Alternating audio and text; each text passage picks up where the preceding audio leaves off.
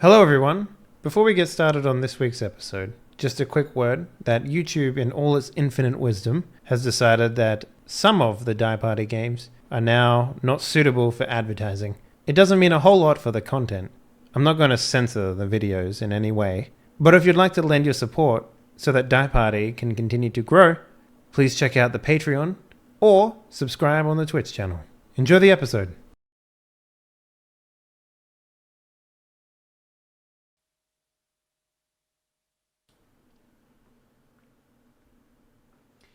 Yo, yo, yo, yo, yo, yo. Welcome back to Die Party Abyss, a weekly Hollow Earth Expedition role-playing experience right here on Twitch. We're big, we're bold, and we're goddamn beautiful, and we're men of science, interaction, and adventure. Yeah, that one's the fresh one. I'm gonna go around and introduce all of these big, bold, beautiful men. I've been streaming for 17 hours, I'm sorry. Up first, we have Drummer Boy. He's bold. What up, sir? How you doing? I'm nearly bold. It's almost there. Thank you. I'll be here till Thursday. Anyway, yeah, I'm Drummer Boy. I make music, and I just made a whole bunch of music. I finished 2 things today, which is pretty cool. Nice. Just handed in the Roll20 thing, so that should be. Oh, your cover thingy that you're doing for them, yeah. The intro. Yeah, well, the podcast intro. Yep. Mm-hmm. That's all done. I delivered that today, and then I just finished the first of 9 country and bluegrass songs that have been going on for 3 months. Didn't you hate that shit or something? It's still mostly hate, but I'm finishing them now, so that's good. And they sound good, even though I'm not super soaked on the genre. But they're happy. I'm ecstatic that one of them's actually done now. Nice, awesome. So, well, that's good. I'm glad you're getting through the trash, and so you can make the music that you actually want. Yeah. Yep. Speaking about the trash, Sheepdog, what up, sir? How you doing? Hey, I'm good. Well, okay, so what have you been playing? Because you've been playing a lot. I know you have. Yeah. Oh, I played a game called Riot, Civil Unrest. You talked about that last time, actually. Did I? Yep. Did I talk about how I had to stop playing it because it kept crashing my computer? You talked about how you couldn't fucking win. No, well, I couldn't figure out how to win. I figured that out, and that's all fine now. It's good. Except for it crashes my computer. I think I recorded 6 videos on it and managed to get 2 of them out. Great. So, yeah. I found something where people are like, I enjoy watching this game, and I can't put it on my channel, so... Get a new PC time. That's what that means. No, it's make games better time, I think. That'll never happen. No. That's a pipe dream. No one's that good. Yeah. What else have I done? I missed Caves of Cod. I was supposed to do Caves of Cod today with Fuzzy and Brad, but I overslept because my sleeping is atrocious. It's either one of you three. You're like the worst people to try and get together with each other, I swear. Well, that's why we did it. We're hoping to break the universe by just trying. You know what you should do? You should do it play by post, right? Where they send you recordings and you just react to their recordings, and you do it like in piecemeal.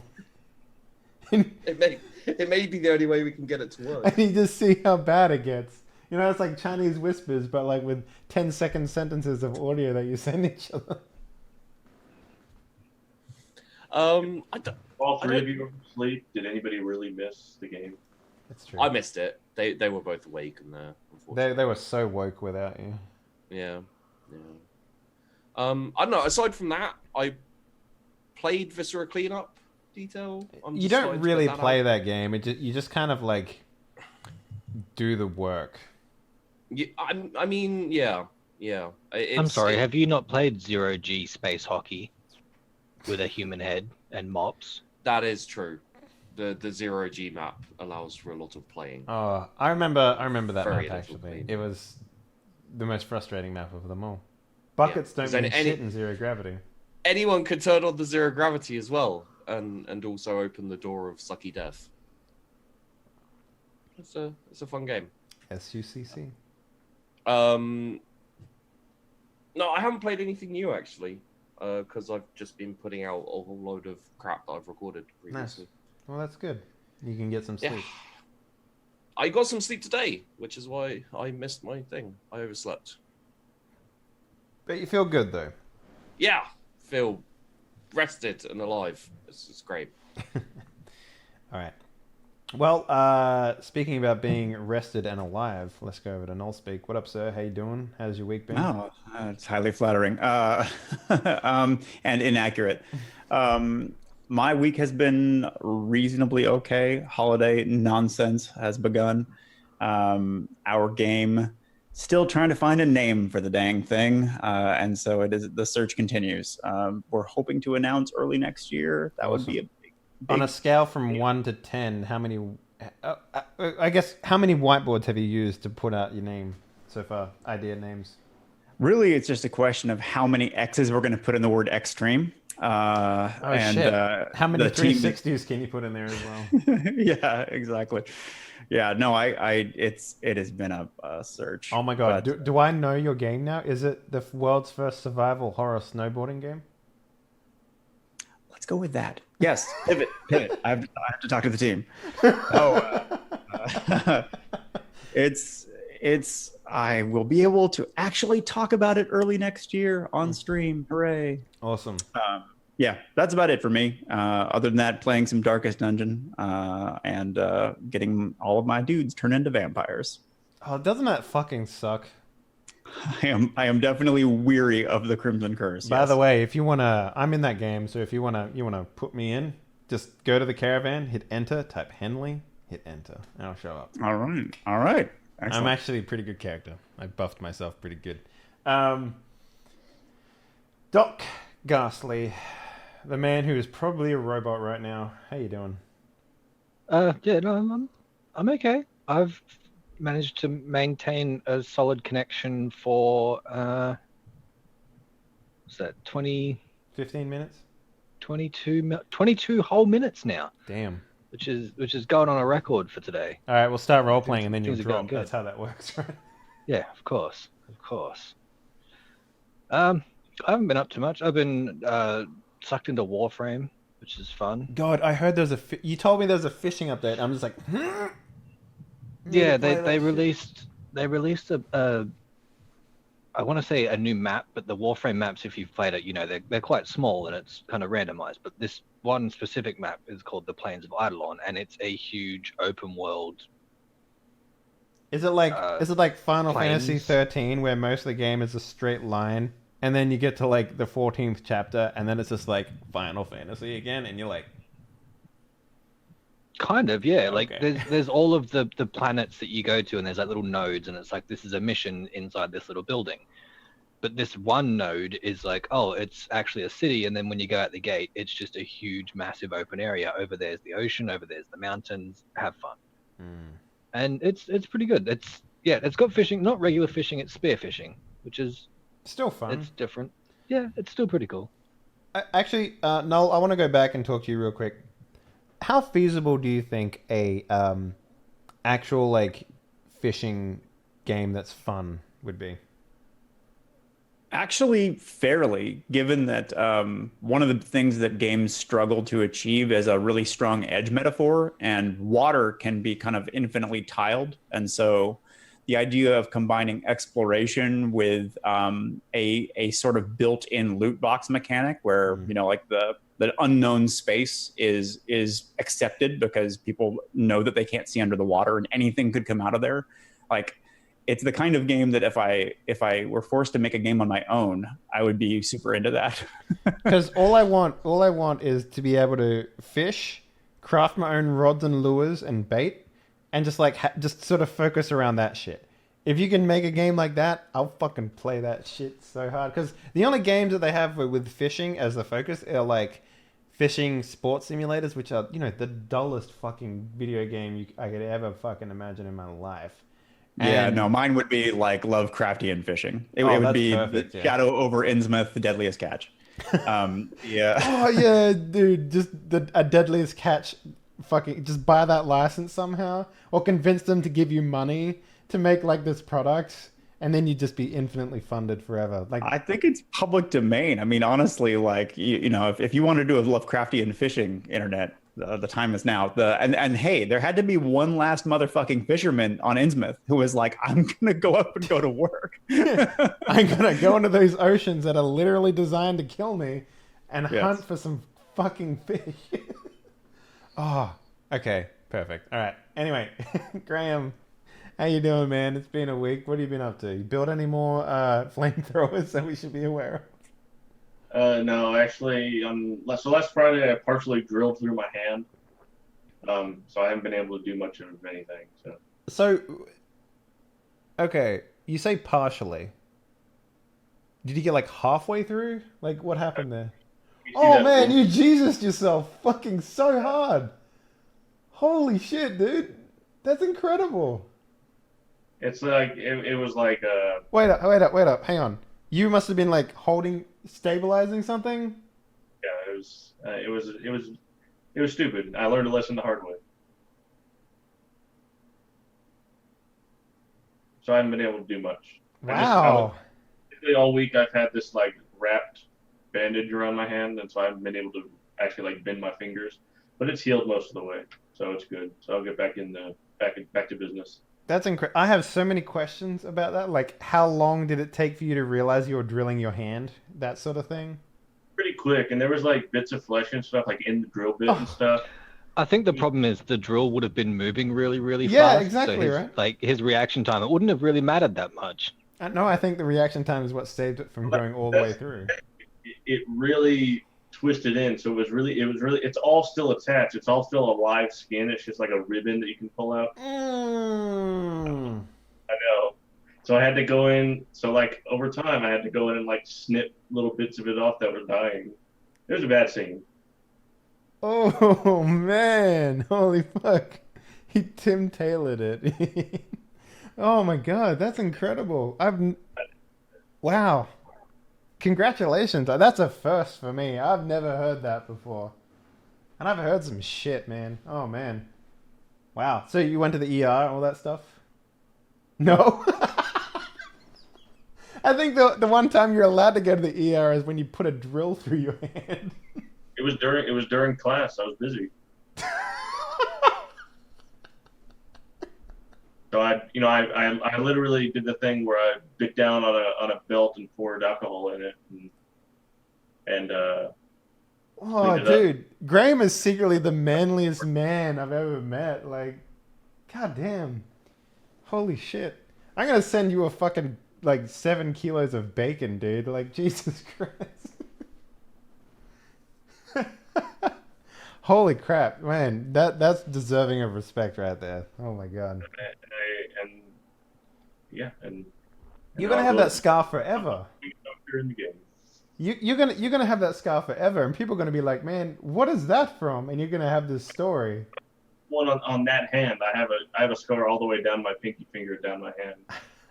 From Where you were using a buzzsaw and you almost cut your hand in half vertically, horizontally.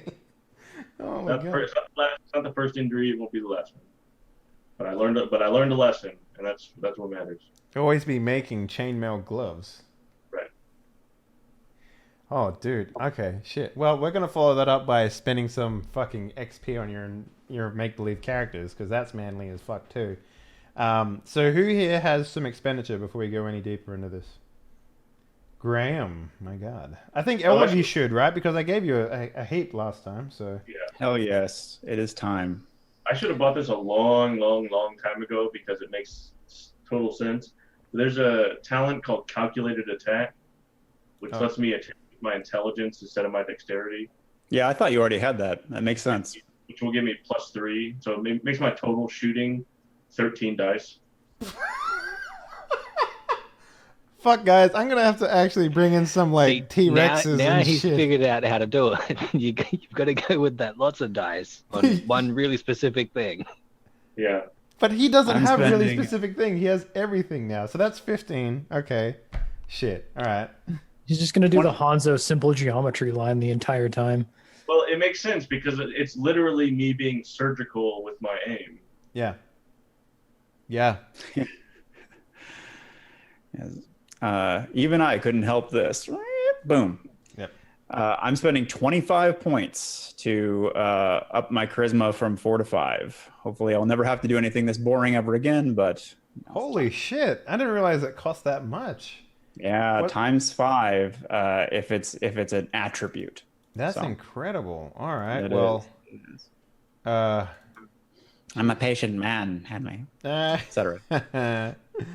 okay. All right. Well, I think I got everything open there. All right.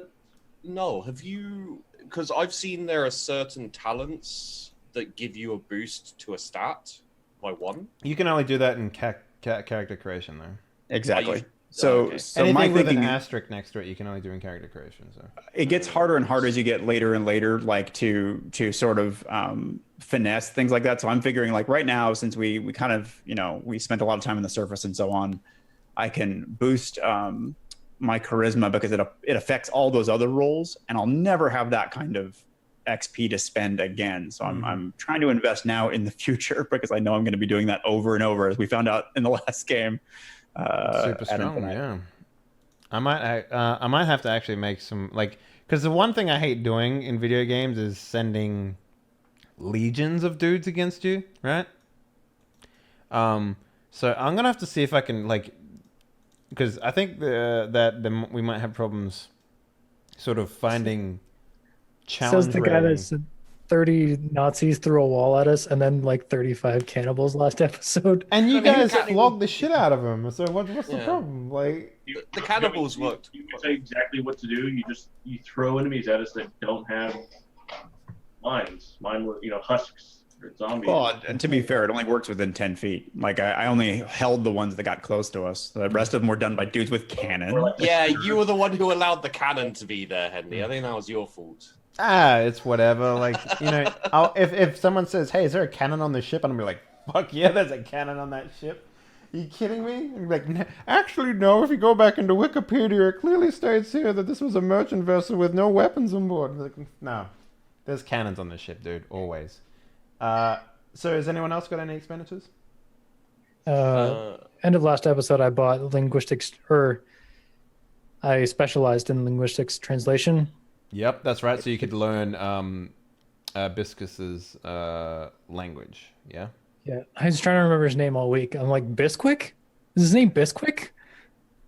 Yeah, it's Bisquick. American joke. Yeah. Drink it back. Anyone else?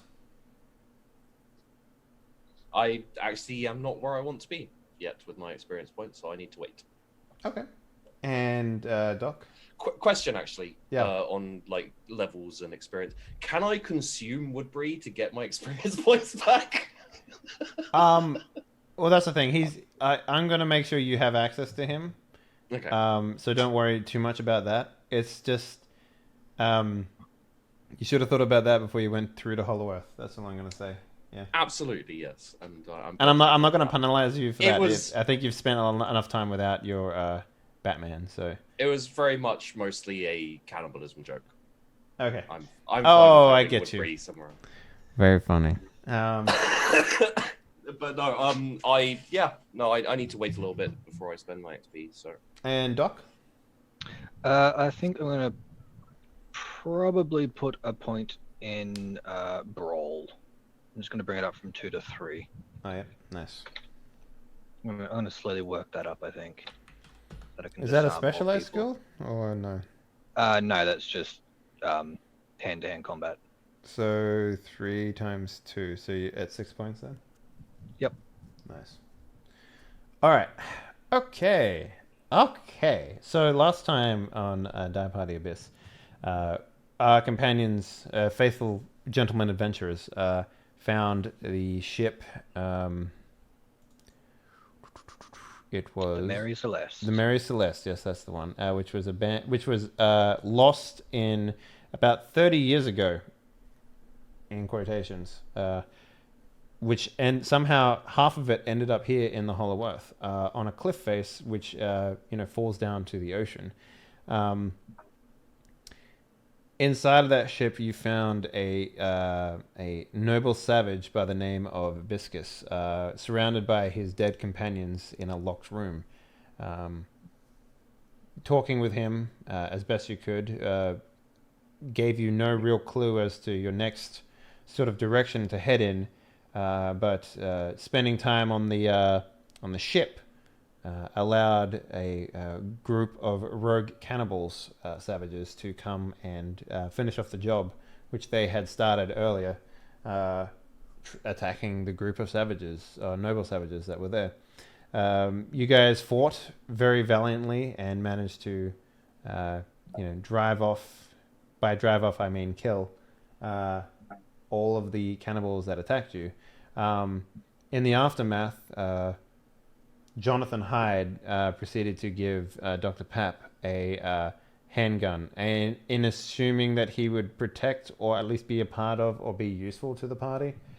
Well, it was either that or he'd attack us and we'd have an excuse to kill him. Yes, that was my thinking. Yeah, and the moment he was handed a loaded gun, he turned it on himself and pulled the trigger, which in turn did exactly what the Nazis needed to happen, and gave them a way to enter Hollow Earth by the act of blood magic.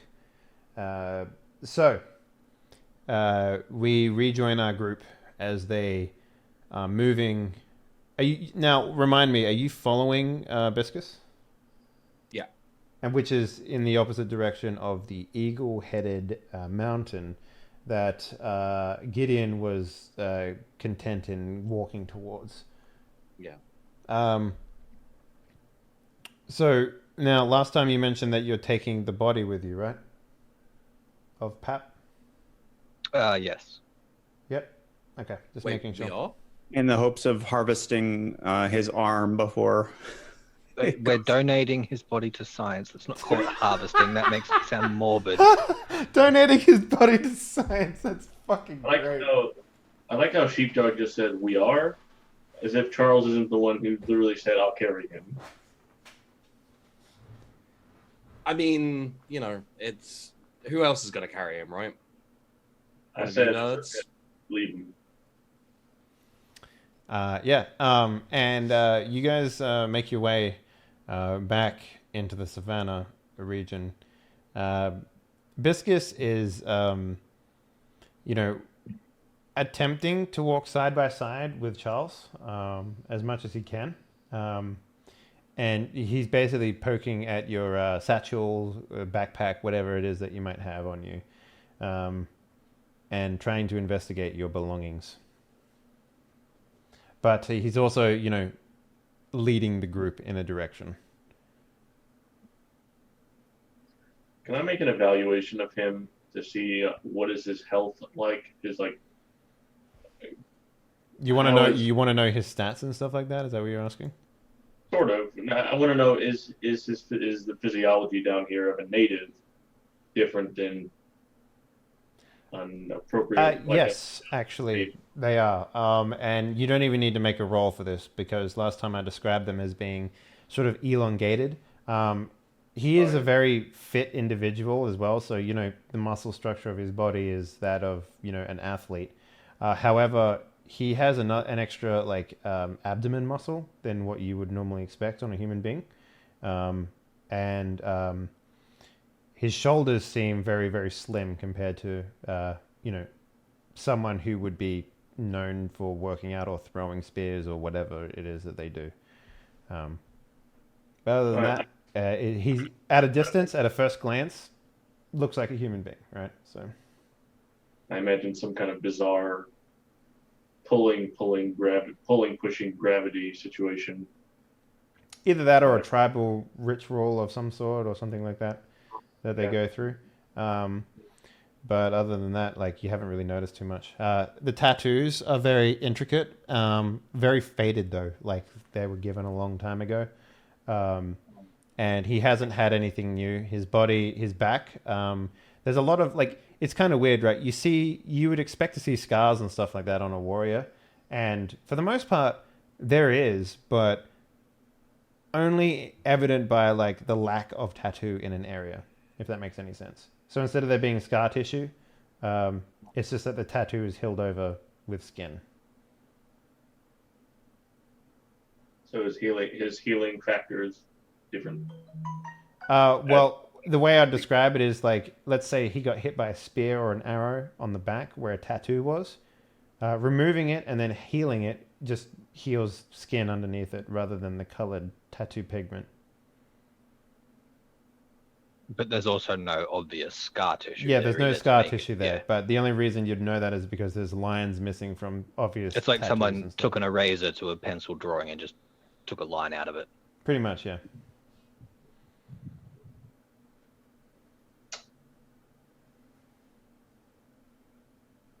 Do you have any further questions you'd like answered?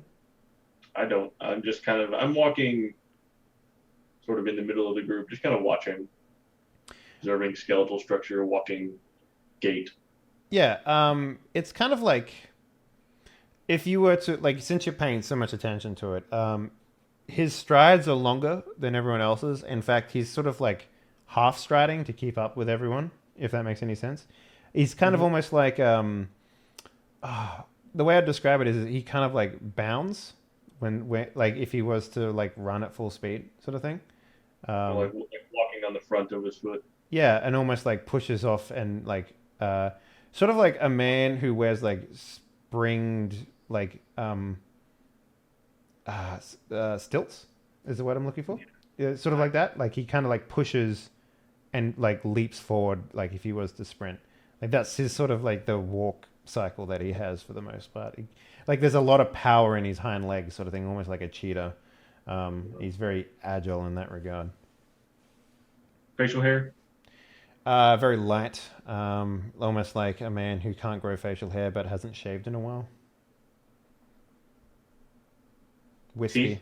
Teeth? Very well maintained. White, very straight. Said that last time. Yeah. All right. So no further questions, Your Honor. All right.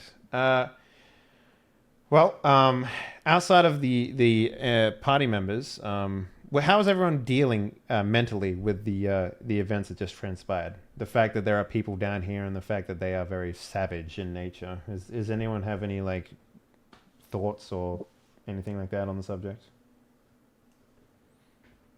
I've decided they are less than my mission. Mm-hmm. I think Hyde's probably somewhere around the same area. They are less than important. At some point, Gideon just kind of mutters aloud to himself, "They can't have been the Atlanteans. It can't be." What about you, Jackson? I probably read about something about savages in the journal. Actually, no. They are distinctly lacking from the journal. The Atlanteans that were talked about in the journal were very cultured. Is the way I'd describe it. They had a lot of like art, and they had a lot of like nobility to them. Is the way that the book described it. At least your reading of it does. What is depicted here is either like an outcast or like, you know, something of the like, but it's definitely not what you would expect. Like you'd expect like clothing or like, you know, head dresses or definitely not body tattoos and loincloths and spears. You know, like that's a little different. So I think I'm like, disturbed's not the right word. It's more like I've kind of buzzing with the giddiness of someone who just discovered something that no one else had before. It's kind of like the way you describe it is probably like people who go into like a jungle and find like a tribe of nomad people or something like that, and like or almost like what was that lady's name who sort of broke into like a cultural tribe of like gorillas? What was her fucking Jane name? Goodall. Yeah, it's a little like that. Like you sort of like feel a little like that in this regard. It probably is probably more likely how. I suppose it's probably even better because somebody else, some other adventurer has been here before you and they didn't find it, but you did. Mm-hmm. Yeah, like the only link I have to this place is this journal, and as a historian, I'm like, what the fuck? Am I the first? I'm the first. Like this is Jackson planning his flag like like Charles did early on. Mm-hmm. Yeah, like it's very similar to that regard, I guess.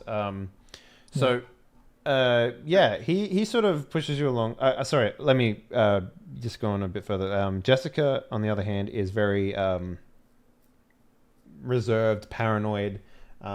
She keeps looking over her shoulders, around in bushes, basically like everywhere except forward is the way that she's looking. Her head's on a swivel, I guess, would be the most part. And almost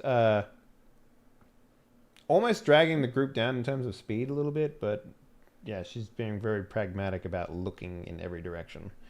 I mean, it makes sense. She nearly died.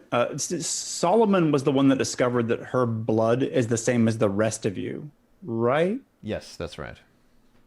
Okay, but you did not share that insight, I don't think, right, Graham? I don't remember feeling like it was. I thought I remember thinking that was something that you recognized with your weird psychic vision. I don't recall. Well, that's the thing, is I haven't read her. I tried to read her for other reasons, but I didn't get a vision of her vascular system like I did with you guys. So it came out in the last game, and I thought it was that you were observing that her scars were already healing or something, and there was a difference between that and what you've seen on me. Yeah, you actually you struggle to heal as quickly as the rest of your party. In fact, you retain a lot of scars, and she does not, as well as the rest of the party. But you recognize that as something psychedelic, I guess, and you haven't recognized that in her as of yet. But Graham saw that as not Graham. Solomon saw that in a scientific method. I don't know if he exposed that or not, but that's up to him. I don't think he had time. That's the reason I was asking, is because it would be of interest to me, but I don't think I actually know yet. Mm-hmm. Right. I think this would be the time to share that while we're walking to wherever we're going, following what's his name. Mm-hmm. And I say. Do you say this amongst yourselves, or do you say it so that Jessica can hear?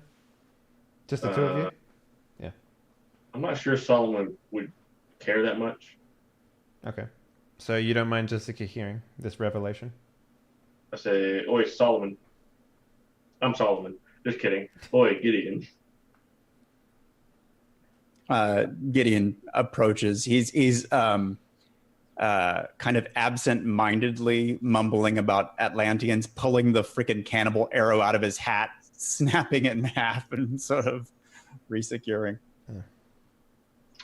So you mentioned that there was something specific about us that was significant to you.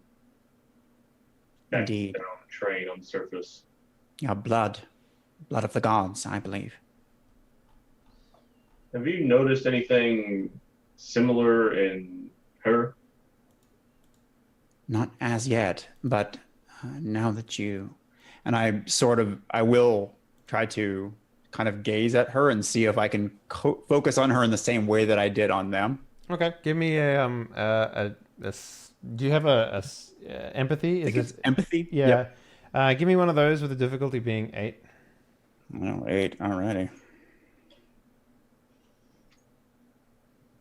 Okay, that's just straight successes. Yeah. So again, you look at her cardiovascular system pumps bright red. The difference is that hers is sort of like pooling in the ground, if that makes any sense. Like, unlike everyone else who you mentioned before, which was pretty much just like pumping within them and giving like a bright glow, hers is sort of like dulled. It's being pulled toward, like, in her feet, like it's pooling in her feet and being pulled into the earth. Yeah, that's what you know. I'm muttering, yes, I see it. Some kinship with the place. It's not in her like it's in you. I think we both just kind of sit there and can ponder in our own way. All right. And since you called me over into her earshot, we're both just looking at her like a couple of creepers. You know, she'll like stop in a stride and be like, "What?" Oh, nothing. And she'll just look over her shoulder, and like, "Did you see something?" No, and I'll walk away. All right. So she'll shrug and she's like, "I don't think we should take that man with us, by the way." Ah, so this supernatural awareness that they have of dead members of the Thule follows the body? Or are you talking about our friend there? And I gestured to Woodbury Mark II. Woodbury Mark II. She'll she's like, "No, I'm talking about Pap. He's I don't know how they do it, but all I know is that I've seen it work, and it's not really something that you want following you."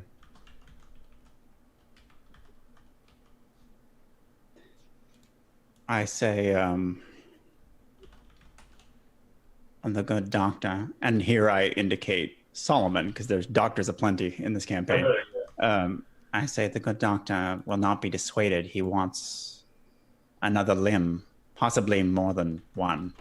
And I just sort of regard the body and I say, unless you're volunteering. And I kind of shrug. That's ghastly. What? No. I like my limbs where they are, attached to my body. Why don't you... I don't know. We have that thing with us. Why not take that? Then you wouldn't have the entire forces of the wretch fucking coming after you. You know, the party trusts that thing more than they trust you. Oh. Be careful.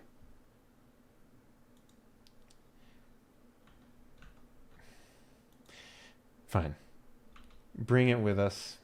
You can see it for yourself then. I will, however, approach Dejarius, who did a cool guy walk off. And so I'm pinging back and forth between them, and I say, she's saying that the effect that a dead member of the Thule activates when they die may follow the body itself. How much do you want this particular corpse?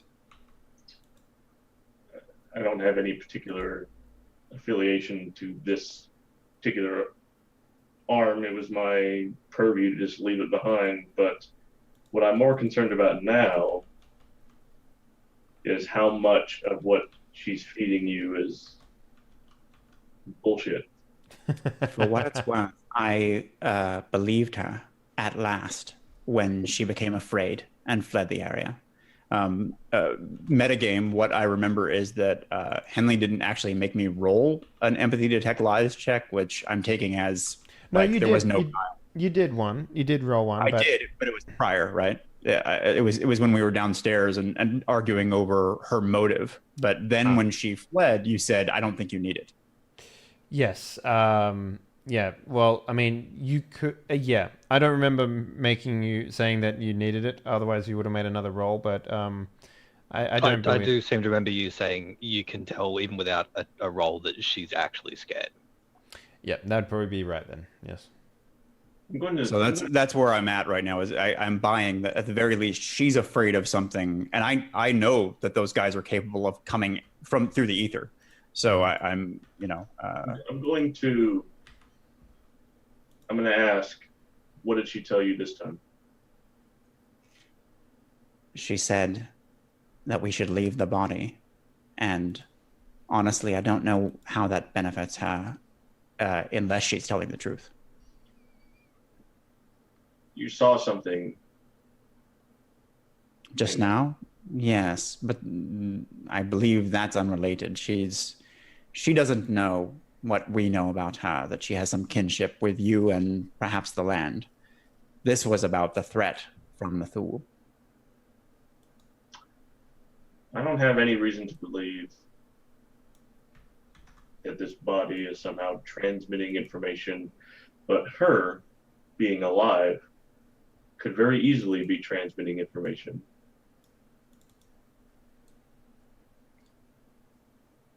Well,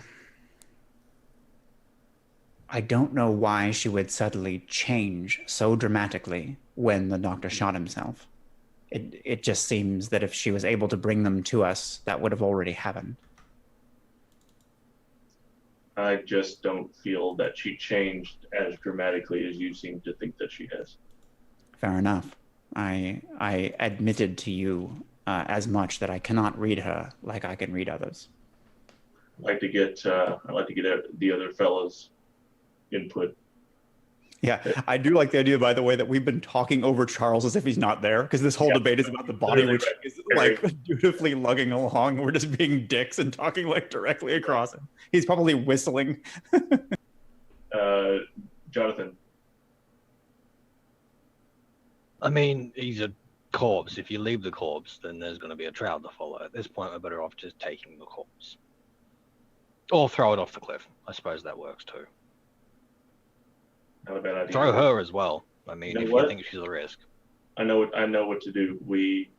If he is leading them to us, then we have a perfect bait. I say bring it on. He says after he rolls 13 dice now. we could always leave the corpse behind and booby trap it.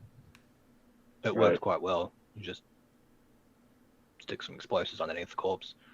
First person to come over and flip it over.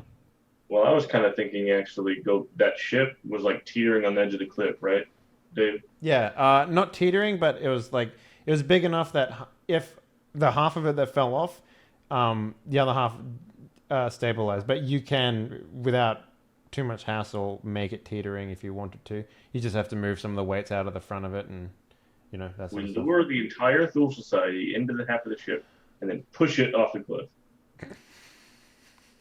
No. Problem solved. something like that. I'm still working on that. Anyway.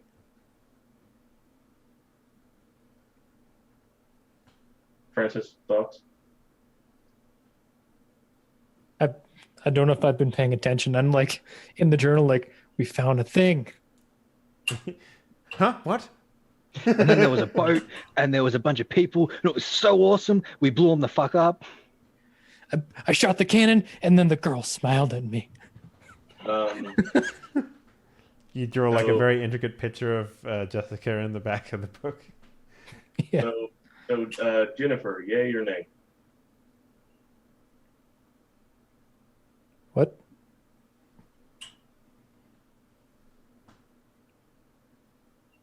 What was that? Jennifer, yay or nay? Jessica. Oh. Purposefully saying a name wrong. Yeah. Okay. You fully lost me with that one. I know what you're putting down, Graham. I know what you're doing. Yeah. My feeling is that she is opening up to us. I recognize it's a risk, and it has become wearying defending her. She is deliberately cryptic, and it's annoying. That said, she is handy with a gun, and I wouldn't mind something else between us and the beasts of this land. Francis? So when he says she's handy with a gun, I'm going to pull that pistol back out and hold it over to him and be like, yeah, you give it to her. I take it from you, and you can tell that despite what I've just said, there is still very real hesitation, and I immediately shut up. All right. Charles? What now? Oh, never mind. I keep carrying the body. I like the plan about trapping the body. Are you experienced with handguns at all? Me? Or firearms in general? No, Gideon. Rifles. rifles, so you're not very experienced with pistols, you probably wouldn't notice that it's not loaded. That's true, and this gun has been such the sort of site of controversy that when I look at it, the dilemma is real, and I don't even bother to check.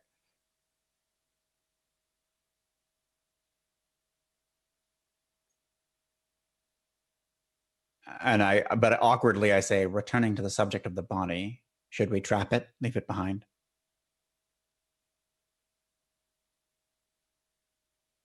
Could leave it in a nest of cannibals.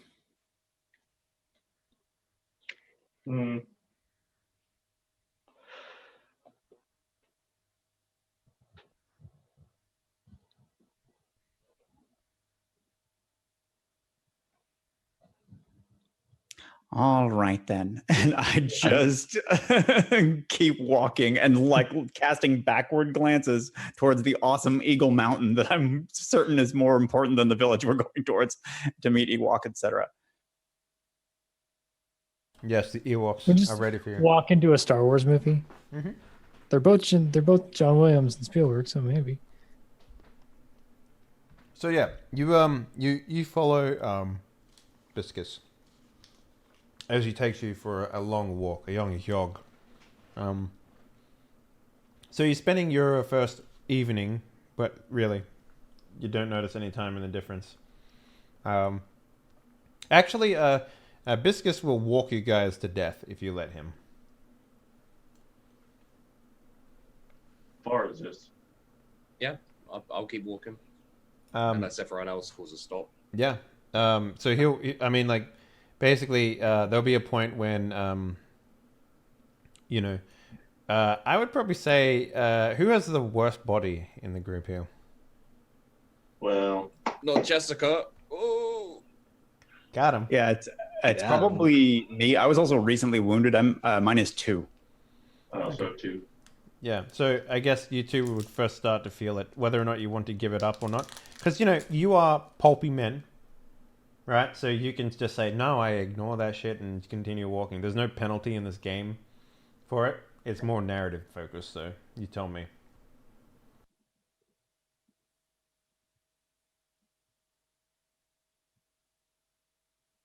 I think of the group, it'd be probably one of you 3 that would tire first. I think. Oh yeah, I try to play probably trekked through plenty of jungles for very long trips, and Charles is an army man, a military man, so he's probably marched for days before without even realizing. Mm-hmm. I say, trying to disguise the weariness, I say, Francis, ask him how far we have left to go. And I'm just like assuming that you can suddenly speak to him, even though you super can't. Well, like I'm trying to decipher his language from maybe his tattoos. I don't know. Maybe he had like the quick brown fox jumps over the lazy dog on his back.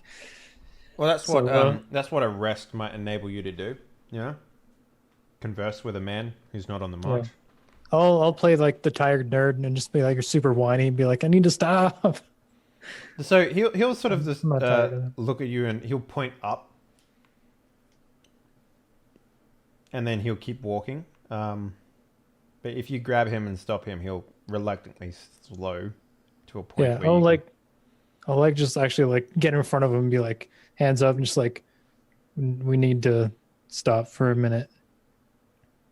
So he'll look around at everyone's sort of like gasping, I guess, or most of you are. Jessica's along that line too, and he'll sort of just sort of nod around, and then he'll just sit right down where he is, cross-legged, and just wait. So you guys are in the middle of a plains right now. There's not really water nearby or anything like that, but your supplies are as good as your supplies will get. So I dump the body down on the floor. Yep, lay on it. Use it as a pillow. Do we know where the nearest river is? No. You passed it a while back, and you probably would have filled up your flasks and stuff like that. So yeah. Yeah. So what I'm saying is Your supplies, food, water, will never be a problem in this game because it is pulp. Okay. So you can have as much as you want or as little as you want to make it interesting. Fair enough. We'll just have one of those endless flasks that we can all drink out of and pour over our heads, and then And pass to the next person who does the same thing. Until the moment happens when a rogue bullet will go through the flask, and then you'll be in the middle of the desert, and it'll be a thing then, but not. We'll right do the now. thing with the hold the flask up and a single drop And falls out. you look through it, and there's a hole at the bottom. You're like, oh man, like, that's when it will be a thing. But other than That's that, why my leg was wet. But yeah, no. Mr. Hyde, do you want to go off for a hunt? See what we We're can in find? plains, right? Yeah, I mean, you've made sure that you're not sitting in like surrounded by tall grass or nothing. But yeah, there are like the We're not in the occasional tree. raptor fields in Jurassic Park. No, nothing like that. Okay. Does I think Jonathan just like hold up his rifle and fire, and then like way in the distance? Just a bird falls. Yeah. Yeah, you go over there. It's like fucking a, pterodactyl or some shit, size of like a Boeing. He's like, I mean, it's meat. Just take like a toenail. Dejarius, my science ends with poisons, but I imagine he'll begin to spoil soon. Somewhere between Jessica's warning and your agenda, there is an intersection, and I think it involves cutting off this man's arm, no? I'm not in any situation to prepare complex surgery. If I do, in the wrong situations, it could kill me. Well, we lack a morgue, and I look around and like what exactly is the plan then? Why do we have this man? Like I said, it was my purview to leave him behind. Charles insisted on carrying him. Okay, now I'm just staring at you like, oh no. I didn't realize that it was that you actually don't think it's useful at all. I'm like, excuse me, and I begin dragging him into the woods. I love the idea that Charles is just like, but I was carrying that. Yeah, I like. Now what am I going to carry? If he's not going to use it, I do not care, and I'm getting it. And fuck, I'll take Jessica and say, help me. Let's get this the hell out of here. She'll eagerly agree. And if we are still near the cliff, like, oh no, that's long since passed. well, shit, then float it down a river. Like whatever the conveniently pulpy jungle disposal system is, we'll at least look for that. Probably a nest Quicksand. of some. Quicksand? That's not a bad one. Can we locate giant ants? Yeah, that's what I'm saying. It's probably like a nest of giant like insects or something like that. You just toss it on there from a distance and then watch it as it slowly gets devoured by flesh-eating insects. What if this village requires an offering? You can't show up to a barbecue empty-handed. Maybe if you're going to the cannibal camp, but So is it official that we dump it on a scary piranha anthill? Like what? Probably, yeah. I like the that other idea. option. The other option is to booby trap it. Just leave it out there with some explosives under it, and a tripwire tied to his shirt button, so that when they flip the body over, it blows. Is it Francis who has explosives? Like, unless he came with us, like that ship may have sailed. Like I specifically called out to the whole party, should we trap it? Nobody said a word. So like at this point, I'm gathering that everybody's apathy is trumping their paranoia. Is gunnery an explosive skill or just like an armament? It's more like your scientific, like alchemy skill, and that's more Graham, or Solomon, sorry. But yeah, like, you guys don't. I mean, you have a couple of grenades with you, I guess. So like, you could just theoretically use that. Yeah. You did pull them from. They're like the stick grenades though. So. I mean, they're impact detonated. Yeah, like there would be a little bit of tomfoolery required, but yeah, which I am not. I'm not able to do. Like that would probably result in the two of us getting blown up, and I've had enough of that. It'd be like trying to change like a grenade into a landmine. You know, like that's about the sort of skill required to do so.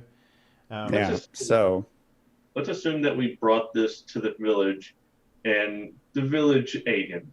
Just hypothetically, would that diffuse the signal enough to make it so they didn't know where? Or would it amplify it across all the people that ate the body? Ooh, interesting. Yeah. Like suddenly there's like 95 more paps in Hollow Earth. No, that's the thing. You're not. There's no way you could know. Like dark voodoo magic is completely out of the purview of literally everyone here, including Jessica. And even if she gave you an answer, it's up to you whether or not you decide that's important enough to consider. I think we dump it in the quicksand piranha ant pit. Same. And I, as potentially just the two of us, but whoever else came along, I like the two of us are just sort of staring, and all I am is like a pair of mirror shades, and I'm saying to Jessica, you see, an effective unit, they work together. And I so like look over at her sidelong as the ants devour this guy and start walking back to the camp. She'll like grab you on the sleeve as you walk back. He's like, all right, enough of this fucking shit. What do you want to know? Well, first, are you loyal to the Terra Arcanum or the Thule? That's the thing about being a double spy. You kind of have to be both. Jessica, surely somewhere in... What? Not an answer. Yeah, exactly. Surely somewhere in you, there is a principle that caused you to join one or the other first. I'm tired of defending you, and eventually one of them is going to put a bullet in your brain, and I will not stop it. Well, the Terra Arcanum isn't exactly the good guys in every situation either, Gideon. I'm not saying they are. I have no formal rank with them. However, fucking Nazis, Jessica. Think it through. Well, in this situation, I'm most loyal to whatever gets me out. And that's really all that matters in this situation, doesn't it? Listen, if I was loyal to the Nazis, I would say, yeah, bring the body. Fucking put it in one of your backpacks. Right? I would have killed Pap the moment I had the opportunity. If I knew that was going to bring the Nazi forces down on you like fucking thunder, I would have done it the moment we got here. Very glib. And yet, you're going to have to make a show of loyalty. Because none of those men have any reason to trust you. I had one. Now it's in question. Put a Nazi in front of me. I'll put a bullet in him. That would be a start. They're not exactly raining out of the fucking sky these days, are they? What do you want? Not yet. What do you want out of Hollow Earth? All of us, the rest of us, have a reason to be here. Are you just along for the ride, really? If you must know, finding an entrance to Hollow Earth gets me closer to my goal. Which is climbing higher in the ranks of the Thule Society, which is what the Terra Arcanum want. Do you see the conundrum I'm in? Yes, actually. That is at least an agenda that we might be able to work with.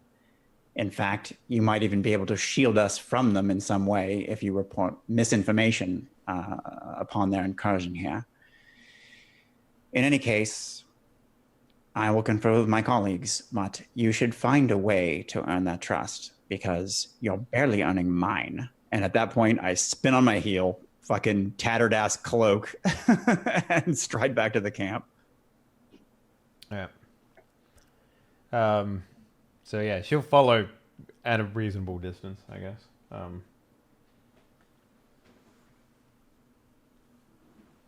Any new insights?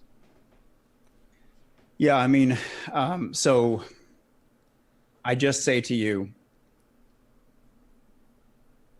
and I make sure that she's out of earshot. She doesn't rejoin the group. You know, like you guys are like camped, whatever. like under the shade of the single tree that's in the savannah as far as the eye can see, you know, that sort of fucking thing that's going on. And she's, you know, standing watch, still paranoid of a lightning bolt that brings the Nazi army with him. That's where like lions hang out. So are you sure? Are we sure this isn't like a home or something? Distinct lack of lions in this place. All right, interesting. Sorry, you were saying? Just to you, I say, she says that the Terra Arcanum asked her to infiltrate the Thule Society and rise in rank. And that is exactly the kind of thing they would ask. If she joined them first, then there might be some mutual goal. That means that she's less likely to betray us. And I do believe that she had chances to do Pap in before he shot himself, and that would have achieved the purpose of bringing them down on us. So here's my main problem that I'm having with this situation. When he only after he killed himself did she reveal that she knew that this thing was happening. If she knew that was a possibility, if she was on our side, she should have conferred with one of us that this was a possibility. We need to know everything that she knows. For what it's worth, she did, shortly before he died. She said exactly that. I tried to figure out whether she was lying. I could not. And then he put a theory to the test.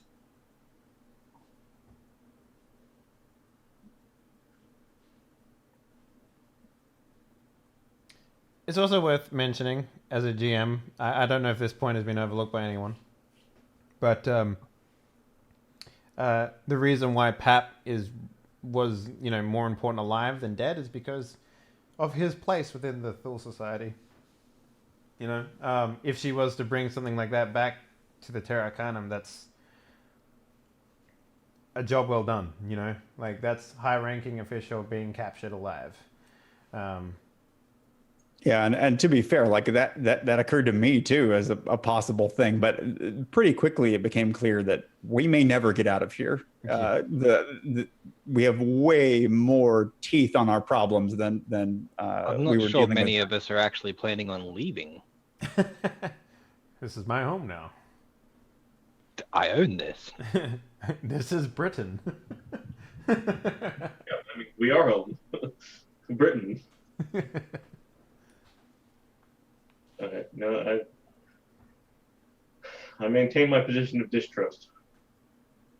I'm not saying don't watch her, but at some point we should stop threatening to kill her and either kill her or choose to trust her long enough to achieve all of our goals here, yours included. It's not that I want to kill her. I want her to. I don't know what I want. It is hard to prove honesty. We're all animals here. And I just,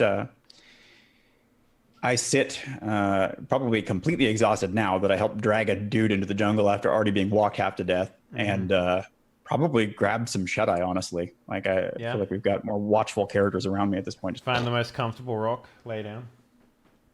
Yeah. All right. So there are some things that can happen during the watch. You know what? Let's just see how well you do. Give me someone in the group. Give me a D100. Anything under 20, something happens. Not it.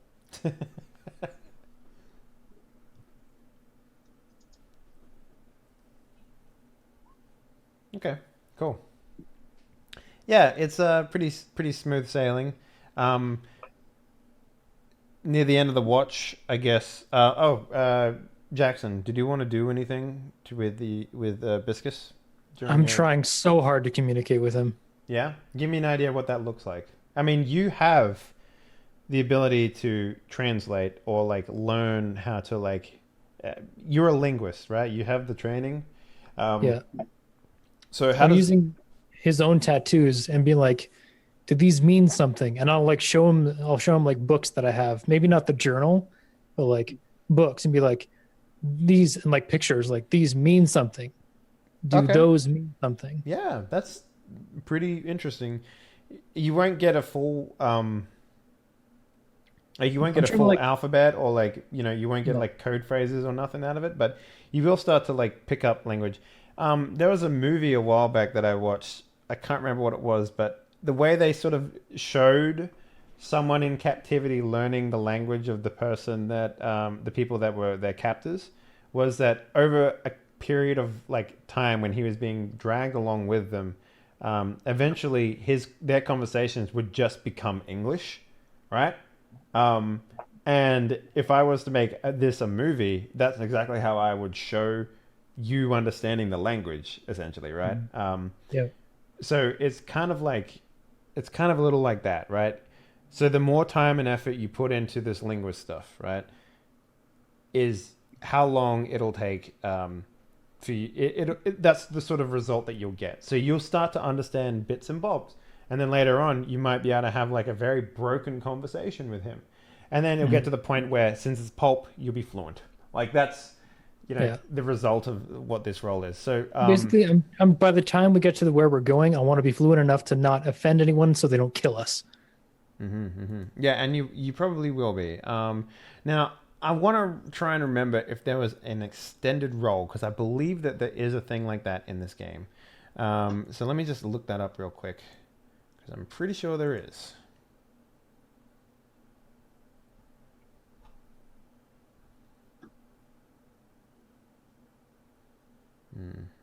That's the problem. Like the index in this game isn't like extended role, find it on page blah. It's like rolling under, and then underneath it's like sub stuff. So it's just not very helpful.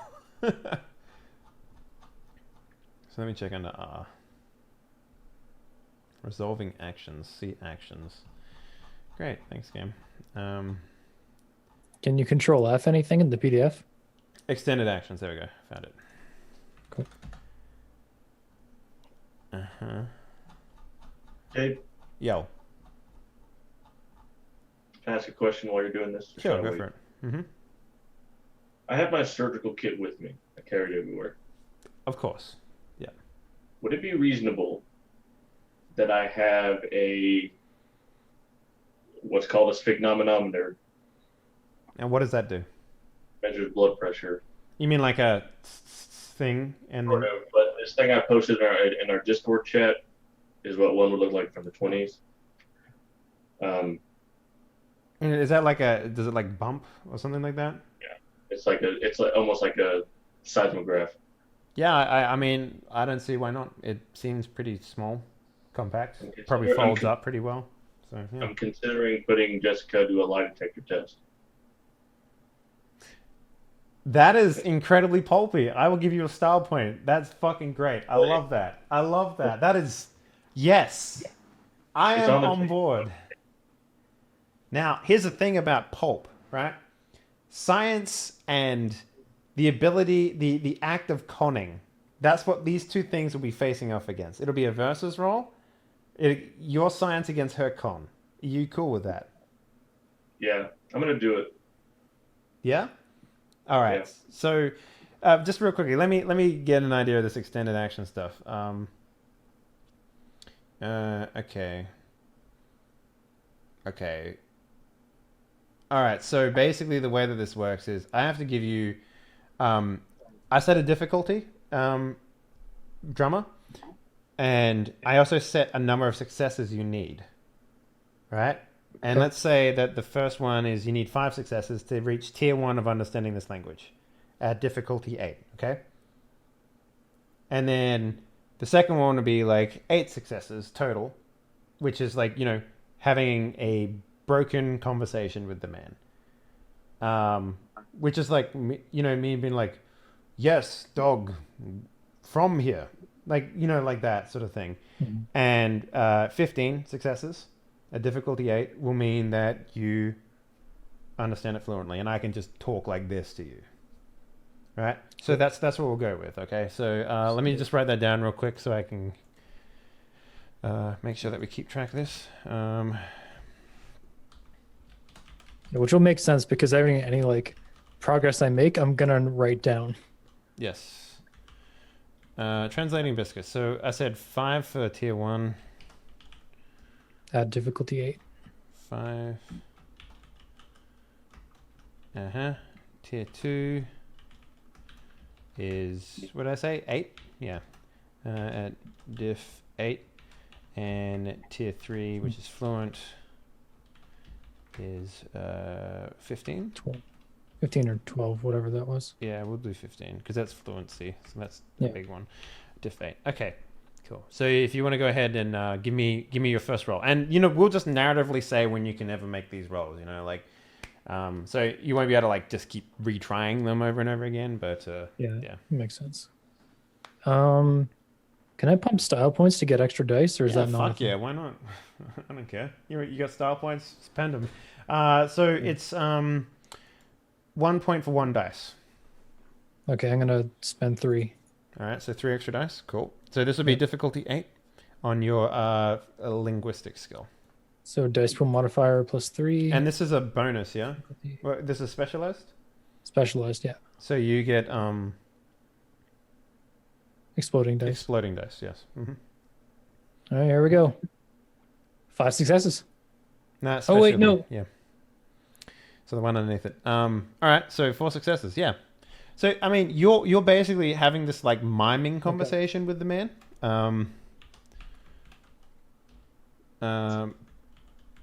Okay. And to everyone else, it looks fucking ridiculous, but you feel good about the headway that you're making with this man. This actually matters. Like if a 5 versus a 4 actually matters, just can you take a look at my sheet and make sure?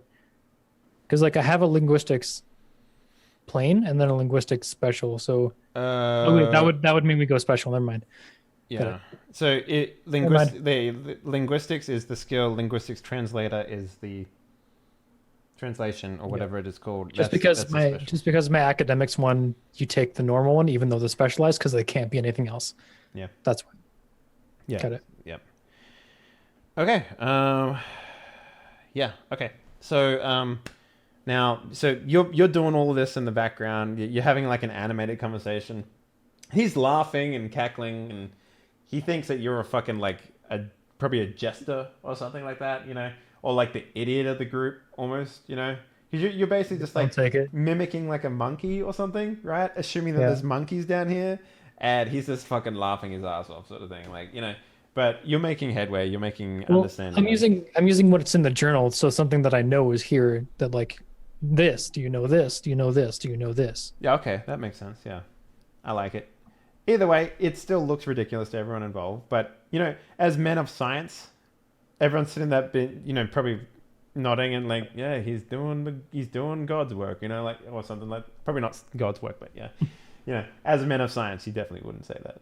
But, yeah, so that's what it looks like now. So basically the next success you get, you'll be able to have like chunky conversations with him. All right, so Graham, how do you propose this lie detector test? Well, I wait for Gideon to wake up as I prepare my equipment. Are you like waiting over him? No, just next to him. I mean, when I'm ready, I'm like, well, 15 minutes is plenty, and I nudge him. All right. You sort of, stirs, and just says, already. Yes. You know what? I'll call over everybody, actually. Including Jessica? No. Okay. Well, she'll poignantly look like she's missing out on something, but she gets the idea. Good. Men's club, that sort of thing. So I'll tell you that I have a device that measures blood pressure, and I can read that to determine if she is lying about certain things. What kind of questions should I ask?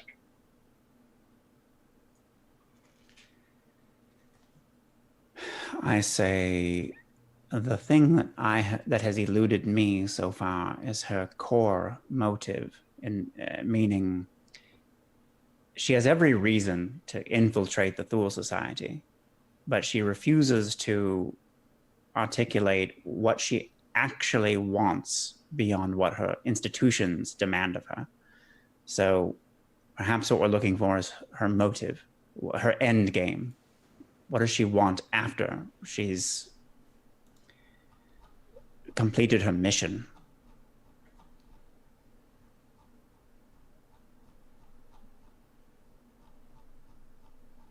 Anyone else? I'll second that motive. I never really had any questions for her to begin with. What now? And if you can detect a lie, perhaps just asking whether she will endanger our lives, because under any circumstances, because if so, then she is then she's holding some down cards, and we can't potentially afford that. Oh, I know. Ask her if she thinks she could kill me. We won't learn anything interesting, but it'll be fun. Jessica? She like looks over her shoulder at you from the distance. Hair swirling in the glistening sun. A little bit of sweat drops between her cleavage, that sort of shit. We have as you may have noticed, we have a bit of a problem with trust around here. Yes, I can see that. So I am a doctor. I've been a doctor for 15 years. Quite good at what I do. She just like looks at you and blinks. I have in my bag a device that can measure blood pressure. You want me to take a lie detector test, yeah? I do. Fine. I have nothing to hide from you. She like rolls up her sleeve. All right. Cut to. There we are. Ready. So, are you going to start off with basic questions like my name and that sort of shit?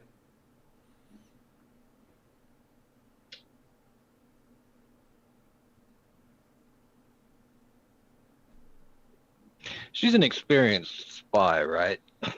She is, yes. Yeah, this is part of the problem. The fact that she knew what a lie detector test was already makes me afraid. I'm writing notes. Mm-hmm. Oh, you're not going to ask the questions? I was trying to figure out whether you wanted this to be an opportunity for you to ask the questions or just to build the device. No, I'm going to ask the questions, but I'm attempting to establish some rapport so I understand how to calibrate the machine. So the fact that she even said something, we have to wait for a second. So you guys let me work. I'll role play. This is all role play, okay? Yeah. Not me confused. I'm going to say Gideon aside and be like, watch her closely. Do that thing you do. How you know about our blood?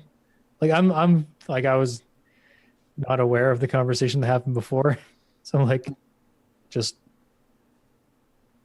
she's not. I don't think she's going to give us anything on her body language, but maybe below. I like that, and what I think would be cool is if I can maybe give him like a second reading. So in other words, just giving him an extra die by attempting a psychic check to sort of help him pursue a line of questioning that is fruitful, or 2 meters basically. Would that work? Then we'll compare notes. Yeah. So I'm specialized in empathy detect lies. I don't know whether you'd allow me to roll that or just the straight empathy. Here's what we'll do. We'll do empathy detect lies, right? With the narrative flavor of you doing your eyeball thing. Any success you gain, if you gain a success over Jessica, Graham will get a +1 on his roll, which is generally how we've been handling assistances in this instance. Unless you'd like to state right now that you'd like to do it the other way. In which case, every success that Graham gets, every success on the roll that Graham gets, you'll get a +1 on yours. So you guys can decide which way you'd like to go with that. What's your standard detect lies? I have a total of 7 dice on detect lies. When I'm rolling medicine, You'd be rolling if you have empathy. You'd be medicine. So it'd be intelligence investigation for you. If you have investigation. can I have empathy or medicine? I mean, Is you that are doing it scientifically, so it is going to be an intelligence-based thing, but you're not Right. necessarily using medicine to determine whether or not she's lying. You're using like actual clues gained from a I don't scientific have method. investigation, so I don't want to do any of this anymore. Then. Yeah, for some reason I thought he was going to be able to use science. Is science a core skill that you have, or is it only the specialized in medicine? Do you have any academics or something like that, Graham? No, I don't. What do you have? I have medicine, biology, chemistry. I'll take biology Okay, why is that functionally different than medicine? because biology is a study of the body. And Well, her lies that you're going to be perceiving are based on her, blood rate, right? yeah, So I would take that over just straight medicine. Is Chris Pratt involved? No Chris Pratt. all right. In that case, I have 7 biology. So what do you want to do? 7 and 7. This was your idea. I'll assist you. I don't know. We both have a decent chance of giving the other person success. So I feel like this is a cool Degarius moment. So I'm there just as your second meter. Yeah, unfortunately, I'm not a big fan of one skill being the hammer that nails all the hammers all the nails in people's repertoires. So if you agree with that, Graham, I'm happy to go ahead with that. Unless you want to make a case for medicine, I'll happily hear you out. Well, my case is that everything that I do is to take advantage of my skill that's good. So that's why I'm doing the things that I'm doing. Mm-hmm. So okay, but, I mean, I like the idea. I really do. I think what you're doing is a fantastic way to open up her supposed history. And to give you guys an idea, you'll be rolling against her 8 dice. So it's not like it's overwhelming in one way or another. fine. I'll take biology, and I have 11 style points to spend during this entire. Oh my God. Yeah, then you should definitely be the primary because I have 0. Wow. Okay. Shit. So I thought my 5 was getting too high and I had to start spending them. Fuck, man. I've never spent it. Yeah, no kidding. Oh, this is the time to use them, I guess. So.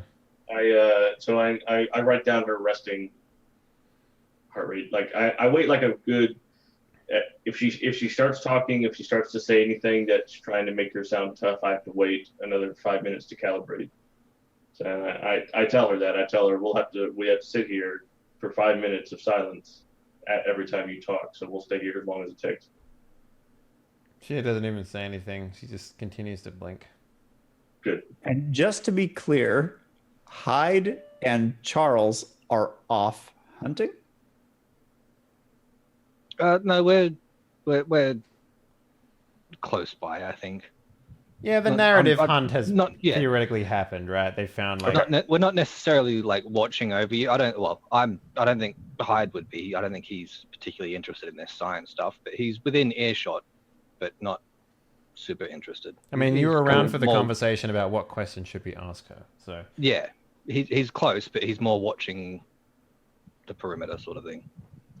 So this is actually pretty cinematic because what Gideon does is set up mirrors in a ring around her on these little thin tripods that he carries around. This is this is how he detected, people who are faking being possessed and all of that kind of crap. And so he creates kind of this weird, magical ring around her entirely of individual small mirrors. And he just sort of stands to Degarius's left and is prepared to whisper in his ear if he sees anything weird. Interesting. Yeah, I think I think she's ready. I think we need to begin. She's a little like visibly taken aback by this method of investigation, but she quickly regains her composure. Mostly because of how weird and strange and foreign it would be. But, she's worked with... Yeah. So you were saying that I would do an opposed check with her, and any successes I get over her become his to use, right? As additional dice. She'd get a +1 for if you made a success over her. So, because it's not the amount of successes you get; it's whether or not you succeed in beating her roll. So there'd be 2, right? So you would roll against her, and then Graham would roll against her in 2 separate rolls.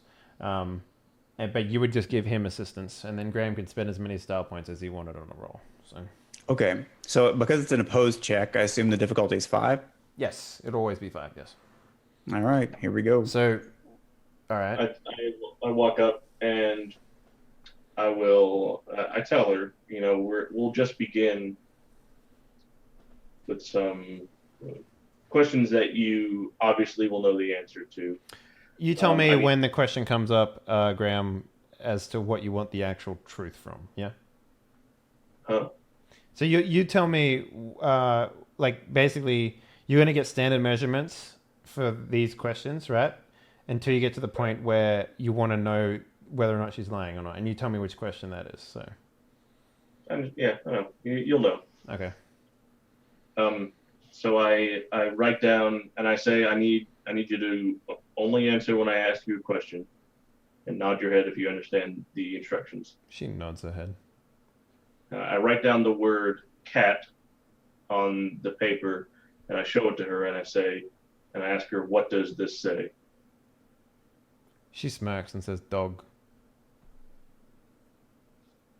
Okay, and we clearly get a reading that's false. Mm-hmm. Clearly get a separate reading from heart rate. Not really. Okay. It's pretty much a standard, her standard one.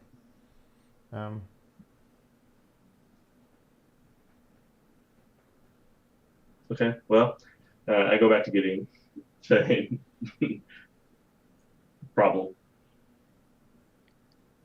I say, well, I don't know how to read the cool meter that you've put on her arm, so I say, what's wrong?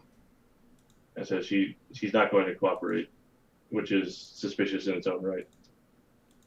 I say, Jessica, remember what we talked about, a demonstration of your loyalty. This is the time.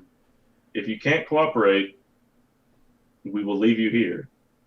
What I'm saying is, being trained in how to lie in itself makes this test kind of unfunctional. I guess you just need to ask the right questions if you'd want to get the right answers.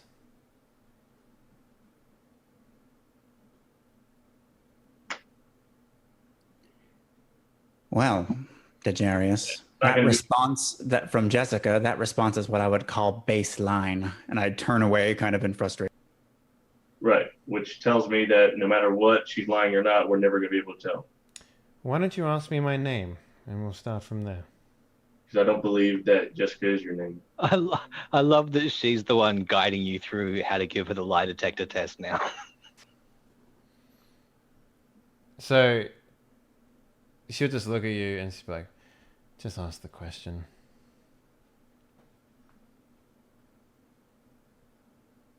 I'm not going to. She won't be in control here. And I won't give that to her, so I won't ask. So she'll wait for a bit and then maybe look up at you and away from the mirrors, and she'll say,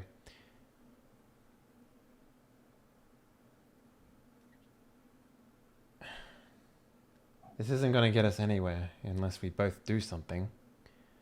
So would you have me follow your procedure then? Pointless.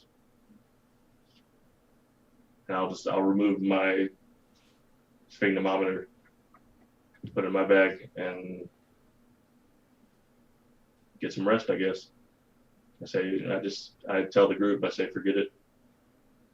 Did you have to out of curiosity, Graham, does that device require a puncture of some sort? No. No, it just sits on the vein on the outside of the skin. Sits on the wrist. On the wrist? Okay, yeah. Just wondering. Okay, so she would rub her arm a little bit, and she'd be like, "I'm sorry, I wasn't any help to you." I pull out my gun and I'll hold it in my hand. Yeah. Okay. She'd be like, "What's that for?" Said, I'm going to kill you. At some point, not now. Ah, well. Sorry, it's your own fault, I suppose. I'm willing to work with you, but asking me whether or not you wrote cat on a piece of paper isn't going to help. You can justify it all you want. It doesn't matter. It doesn't care. I don't care. No. So be it. I look to Gideon for some defense. I just say, I'm done, Jessica. You're being willfully cryptic every time we talk. I lie for a living, Gideon. What do you want from me?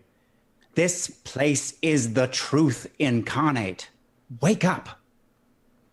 You need to convince these men that you're willing to let the veil drop. I'm sorry, but I'm done with you. And I say to Jonathan, I think she's done.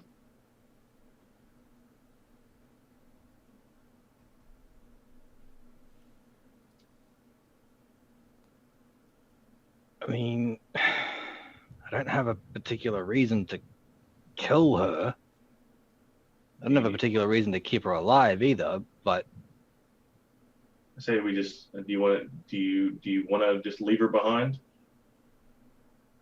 I mean, there's nothing to say she can't follow us, and that she will have a reason to screw us over, for sure, if she doesn't already.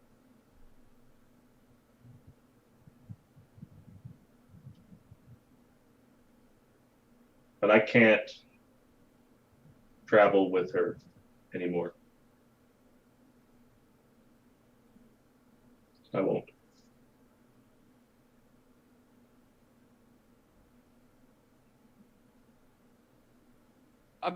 I don't really understand what's going on here, but what's the problem?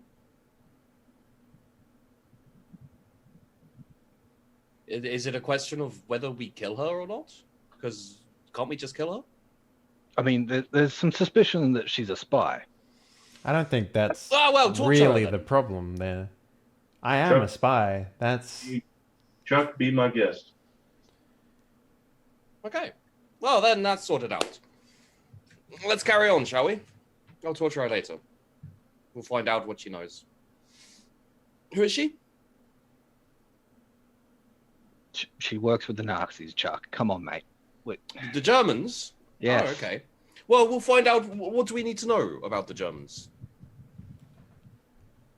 Well, that's exactly the bloody thing. We don't know. She claims to know everything after it's already no longer relevant. Exactly.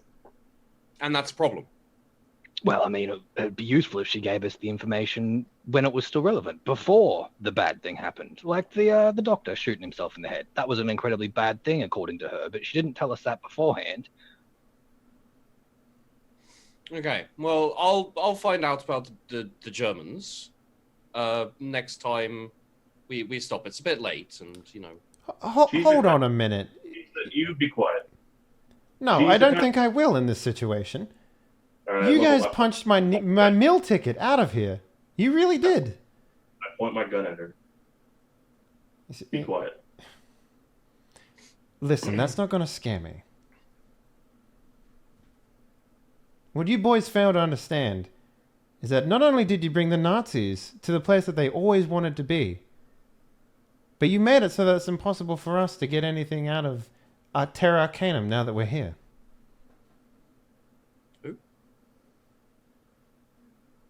How do you mean, exactly? The Terra Arcanum are hardly volunteering their aid beyond the initial insertion. Well, you definitely made it a lot less lucrative for them to come get you, now didn't you? Gideon, she is. This woman has never been anywhere that wasn't exactly where she wanted to be. Exactly, because I'm good at my goddamn job. Yeah, exactly. I agree with you, Dejarius. In some ways, given that she's trained to ingratiate herself with groups, the fact that she is not going out of her way to do so to us is almost a comfort. But Jessica, this is not the way to gain the loyalty of these men. You're going to be on your own. Is that what you want? I don't even know what you want. You haven't even asked any questions that are worth answering yet. As I said in the forest when we were dumping that poor man's body under that ant pile, I'm willing to help. I'm willing to give you what you want. I don't know what the fuck that is, though. That lie detector, that would have fucking told you everything you needed to know. But a simple demonstration on how simple questions wouldn't get you anywhere was all I wanted to do.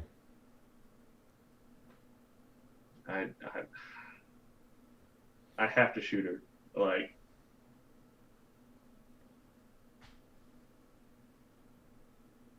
but hang on a second. Is the problem we want information out of her, or that we can't trust her? I don't want her with us. Period. And we don't need information from her? No. Well, bugger it then, kill her. I don't see the problem. I'd rather you didn't. That's where the problem comes into this. And so would I, for what it's worth. I'd rather she is on her own. But I get nothing out of killing her. You're not much of your own advocate, Jessica.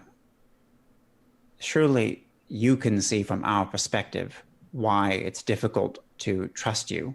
Every time we ask you a direct question, you deflect. Including the simplest of questions to begin the lie detector test. That was your moment. And here we are with a gun pointed at you again. Because you can't resist winning 1 point in the game of each conversation.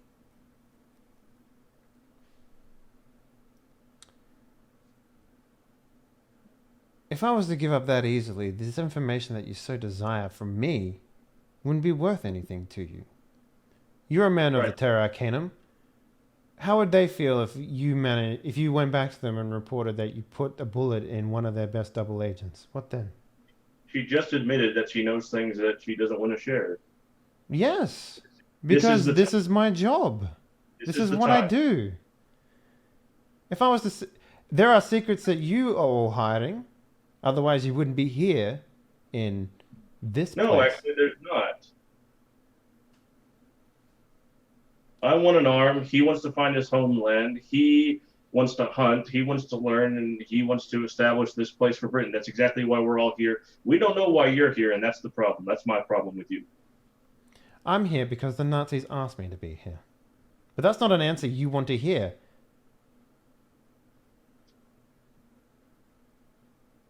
Jessica, after your mission, what is your end game? What do you intend? Is it wealth?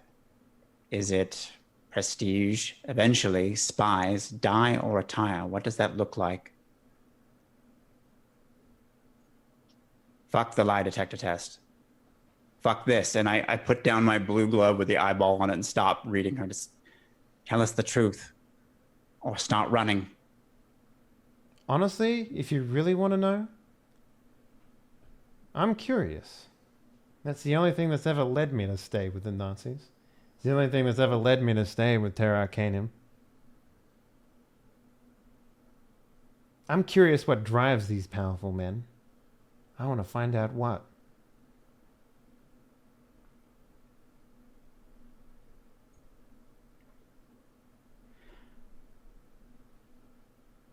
You'd be surprised at how many put their guard down around me. Actually, yes, at this point I would be surprised. I say, well, he saves lives, and he says that he can't work with you. So, if I were you, I would part ways from us. Pretty soon, somebody is going to decide that the risk you represent is best solved at gunpoint. So curiosity kills the cat, huh?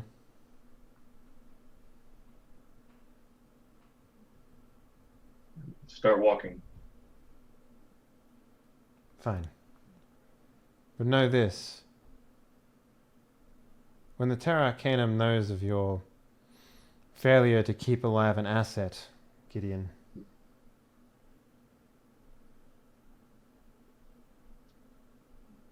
it won't end well for you. They're not gentle people. I pull the hammer back, walk. All right, As I get the picture. she walks away, I say, very well, tell them they can call on me in the city of Atlantis.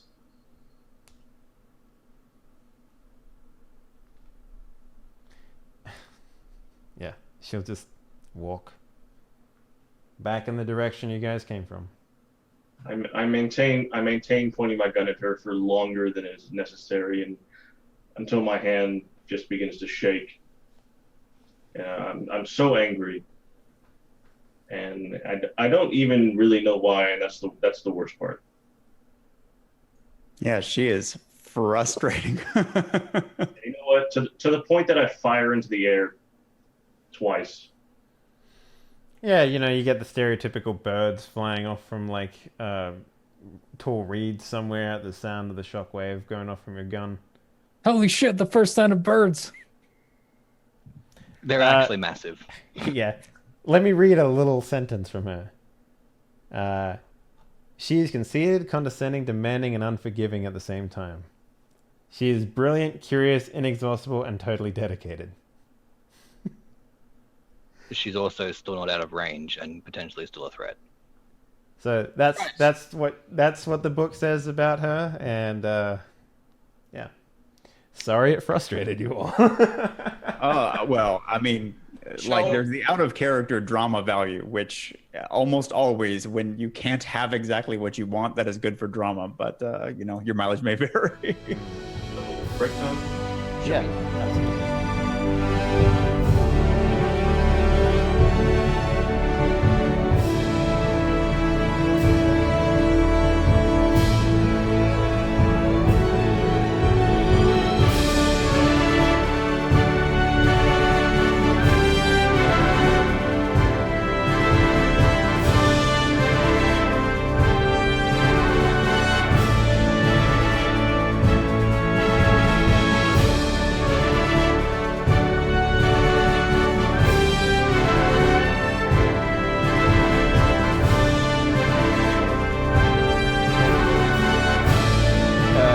Solomon, Graham, you mentioned something at the end of just before we took our break there, about being angry and shooting a gun off into the air.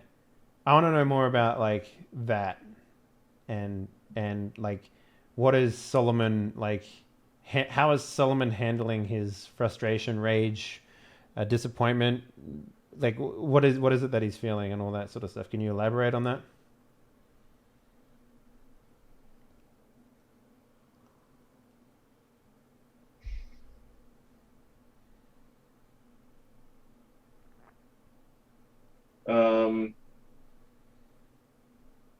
What do you mean? Like, let's say that you're Solomon, right? And you're in surgery, and you're having your House moment, right? Your Dr. House moment, where what you thought was the answer wasn't the answer to this surgical medical problem that you're having. And So what does that look like? And is that any way similar to what you're feeling now? So you misunderstand why Solomon is angry. He's angry because he didn't kill her, but he knows that he should have. Interesting. And what was your main motivation for not killing her? If you knew that you should have? I don't know, and that's why it's angersome. Was it her personality, or was it your companions that stayed your trigger finger? Couldn't tell you. Interesting. Gideon puts a hand very slowly on your back after you fire the gun in the sky and just says,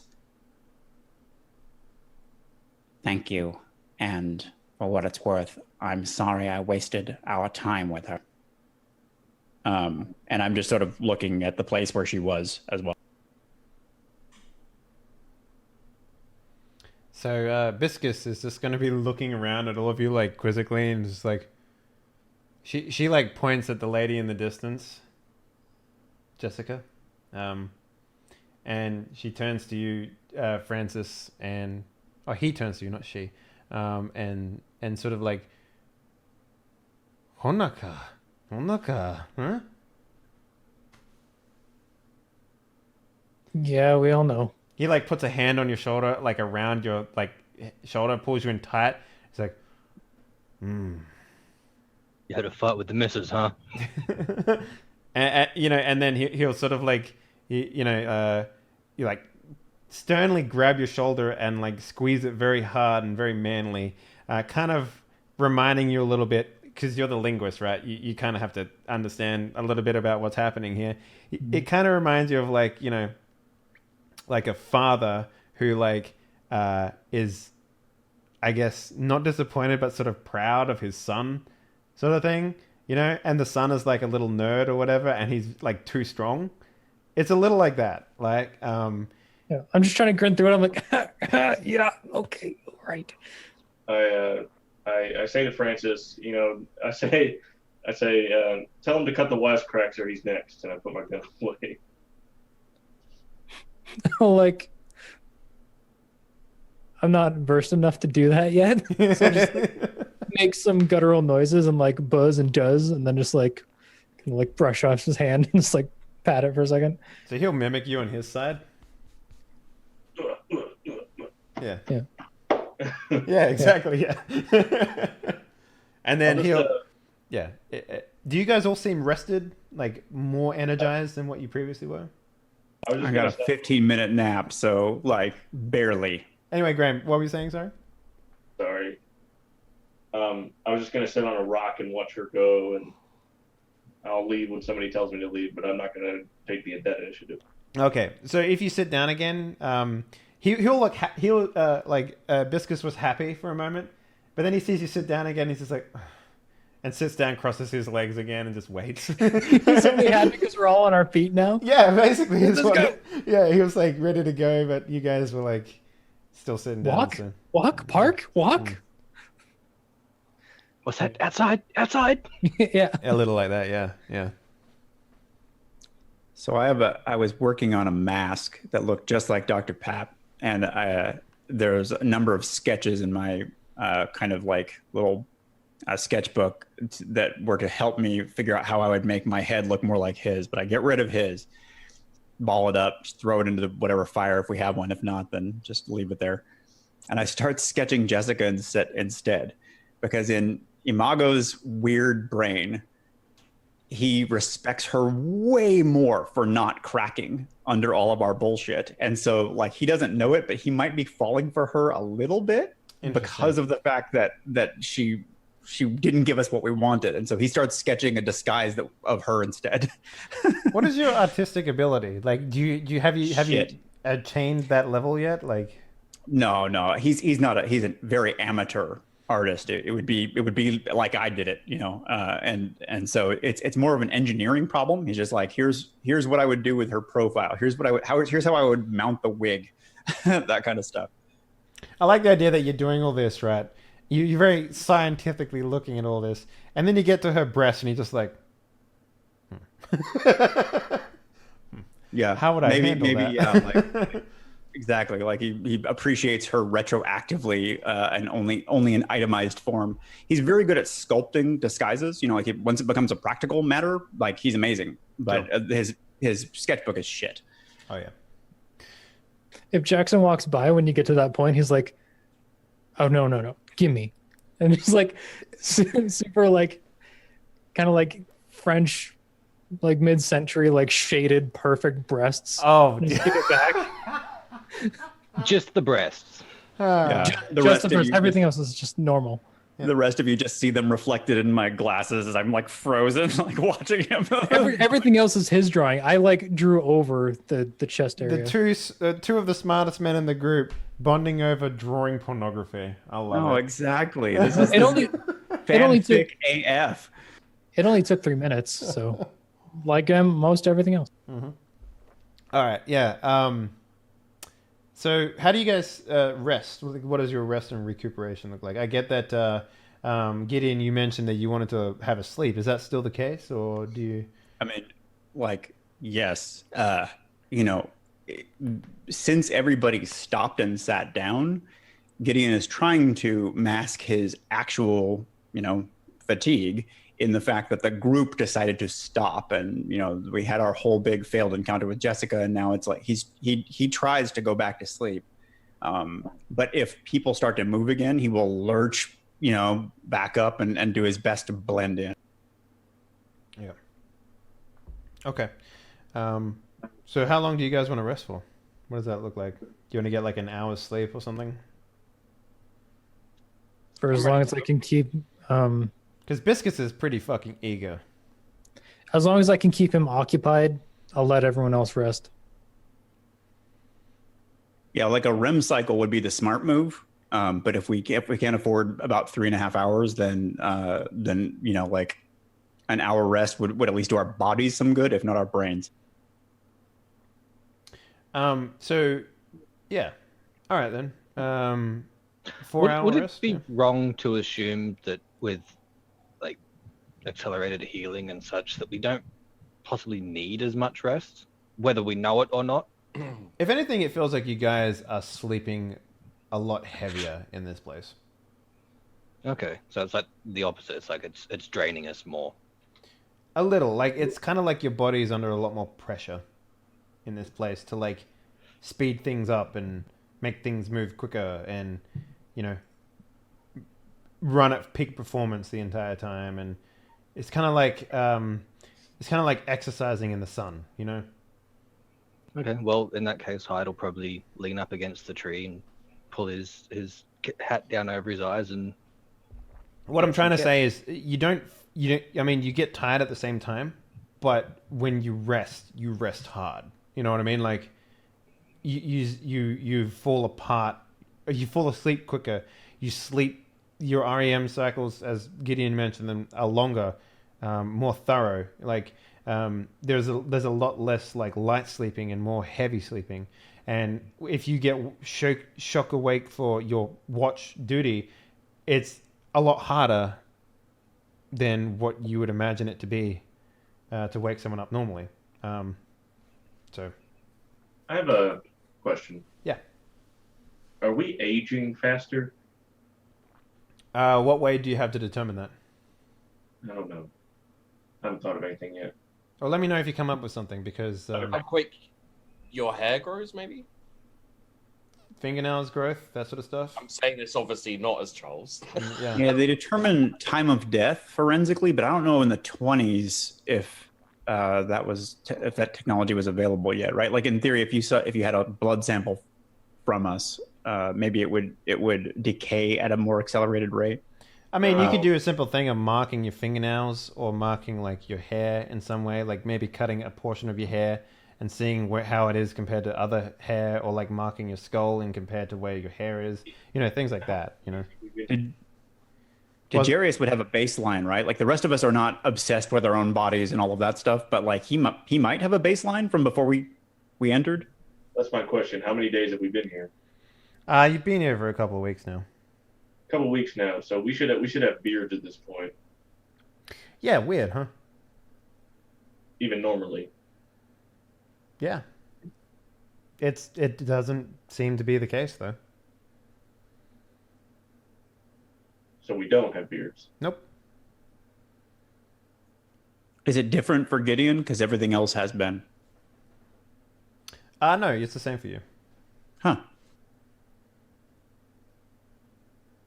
All right. Do you want to make a roll to see if you can identify what this might mean? Because I have an answer for you if you have a roll that's sufficient enough. I don't feel like I have a justified test, but just by looking at our hair, what would I be able to roll? Does anyone have maybe biology, but like does anyone have like astrology or something like that as a skill or a science or something? No? Okay. Yeah, we'll do biology. We'll make this an 8 difficulty. 5. Okay. Yeah, so basically what it feels like is you are experiencing time like faster, but your bodies seem to be progressing. I mean, you have no real way of determining this, but hypothetically, if you were progressing time faster in here than say what it was outside, then your growth, your aging rate is the same as what it would be if you're on the surface world. But inside here, your perception of time is quicker. So, like... So our bodies are aging at surface rate, even though the world around us is moving at an accelerated rate. Yeah. So if we were to leave here and go back outside, it would be months from when we went in, as opposed to weeks. Mm-hmm. Okay. Yeah. So basically, the way that it works is, to give you an idea, you were here for like if narrative-wise, if you were to go outside right now,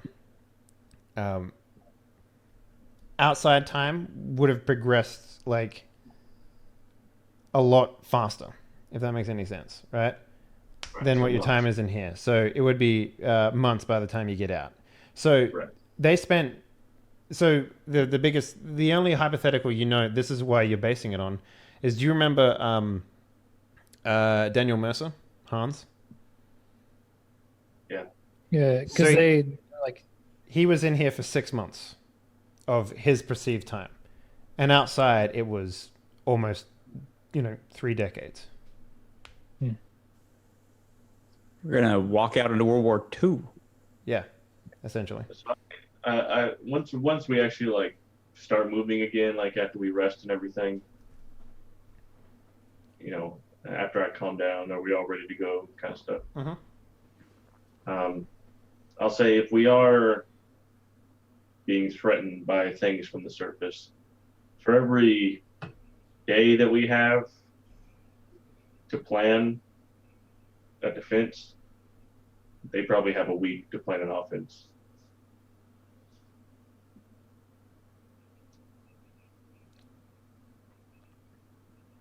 Well, they're either doing a lot of planning or they're pretty bloody shit at it. Right, and that's kind of what I'm thinking. If they had so long to plan something, you're right, they're not doing a very efficient job at it.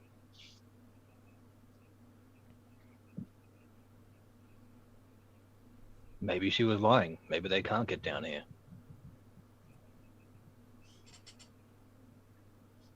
I don't think so. I don't think she was lying at the end. Or maybe she just didn't know the truth. Maybe she thought she was telling the truth. Maybe they told her that they had a way. I hope you're right. So let's get to this village that we've been walking to for the past forever. You'd probably be going on your second day of walking, basically, I guess, for this guy. So I'm still trying to wrap my head around the time thing, because you said we're aging at our surface rate, but it's accelerated in here. Yeah. So if it was the way you just explained it, we would be if it was days in here, it would be 30 years or months outside. So if we spend 6 months in here, then we're 30 years. I think it's just a bit of timey-wimey. So basically, if you've been here for 3 weeks now, right? So Sure. your bodies are still acclimated to how it feels to age up in the surface world. So right? we feel like we've aged how much then, if it's accelerated outside? You feel like you've aged like 2 days since you've been here, basically. Like you have about 2 days worth of growth on your beard, that sort of thing, right? It sounds like we're trapped at the moment. We're almost at the moment we left, as opposed to aging at the same rate as the surface. That's right. Okay. Yes. So it's not like it's like your perception of the day in here is significantly warped, right? Yeah. So your body is under a lot of stress. You get tired. What you think is like watches don't work down here, right? There's no sunset. There's no dawn. There's no dusk. The sun doesn't move. Heat doesn't change. Biomes are the only things that you can walk into and feel like a difference. There's no North Pole, there's no South Pole. Compasses don't work either. Magnets have a weird effect down here. Everything that you would assume to, give you an idea of dilation, time, that sort of stuff, doesn't necessarily work. So it's like falling in the sky without any reference point of where you're falling or not. I'm just trying to figure out which way it goes. So if it comes back later, then I'm not doing the opposite. So what you know is that time in here means that when you leave, well, what feels like 6 months will be decades, right? And what your body is experiencing is completely different. So hypothetically speaking, it's like your body is in a stasis. And that stasis is significantly slower the closer you get. Scientifically, the way that they're described in the book is the closer you get to the actual core of the planet, aka the sun and Hollow Earth, the slower your body actually progresses. So as you work closer to the center, you will slow down. And as you work further away, it will speed up again. Yeah. And this is person level, not character level knowledge, right? Yeah, this is player level knowledge. Okay. So cool. But the only method of you guys understanding it is, time must work differently in here, and how you choose to, take that on is up to you. But yeah, the scientific results is your body is tired more frequently when you sleep, and the hair cells and growth aren't as quick as they used to be. Which makes sense with Biscus, because like for us it's been a day already. We're exhausted. For him, it's maybe been like a couple hours. Yeah, exactly, right. So like your bodies just aren't acclimated to what you need to be acclimated to. Right. Okay. So imagine you've been here for 6 months, right? But at what point do you decide that that's 6 months? Because maybe like after like 5 days, a single day is like 9 days. Like there's no way of you knowing because there's no time keeping here. But you're only doing like your timekeeping based on when you sleep. So it's kind of like being in space in that regard, a little bit, right? My mission right now, I'm going to try to build a clock, but I'll get back to you. Well, yeah, sure. I'd love to see how you attempt to do that. That'd be interesting. I'm going to build a classic pendulum. I'm going to build a water clock, basically. Interesting. I like it. Like, you mean gravity and stuff? Well, no, it depends. It just depends on the rate at which water flows, and it's calibrated to that. All right, I'd love to see the. Anyway. That's the thing. Like they don't mention anything like archaic in terms of timekeeping, like chronometers or something like that in here. So I'd love to see how we can work that in. Absolutely, that'd be cool. All right, so you guys allow Biscus to lead you, yeah? You travel for what seems like another day. You do a bit more like resting, but not really. You're kind of taking your time now. There's no real rush. You don't have a corpse with a time bomb in it or nothing like that with you, and you also don't have someone who's making you all feel paranoid by looking over a shoulder all the time. So the travel is actually, less stressful than it's been in the past couple of weeks. And you guys arrive at a quaint little village on the border of a waterfall. hidden between two like canyons, I guess would be the best part. Like it's like a river that comes out of a canyon, and as you go in, the village is sort of built around this like the flowing of water and stuff like that. They've got a wheel that's connected with the a waterfall that actually like has like one of those like almost like they put grain in it and it crushes the grain as it spins around. Like it's rudimentary like cog work and stuff. I forget what that's called though, but Mill. a mill? Yes, exactly. Yeah, it's a rudimentary mill that they have there, and it seems like their food is mostly like these large salmon-like creatures that have basically really big fangs in them, and grain crops that they keep here. And there's a lot of you don't see a lot of children here, but there's a lot of people with less markings on their skin. Have they siphoned off like water from the waterfall to like irrigate fields or anything like that? No, they do it with how far the technology is. They do it hand carried. If you can carry, if you can, if you observe them long enough. But yeah, you guys arrive, and almost instantly, and probably why you understand his need to come back. There are 4 people that come up and hug him almost instantly and take him off to a, I guess, little abode for the most part. And he for the most part, just leaves you there at the gate of this village. I know he can't understand me, but I just say thank you. And I hand him a mirror, a pocket mirror. Just because it seems like a surface that polished would be rare, and let him take it away. He, in return, gives you a dagger from his belt. It's made out of obsidian, or an obsidian-like rock substance, and it's curved. It's not straight. So, and it doesn't come with any like sleeve or sheath or anything like that. It's just a straight dagger. I'm gonna shatter this thing, but I accept it gratefully and kind of like affect a weird and probably culturally incorrect bow. He like emulates your bow, and then he like grabs you by like the cheek and just sort of gives you like puts his forehead against yours, and then does the same thing to Charles, and then walks off. What is our goal here? Allies, a place to rest. Is one of the reasons that you came to Hollow Earth, does it serve my interaction with these people? It's a civilization in a place we don't know. You said there was a gate, right?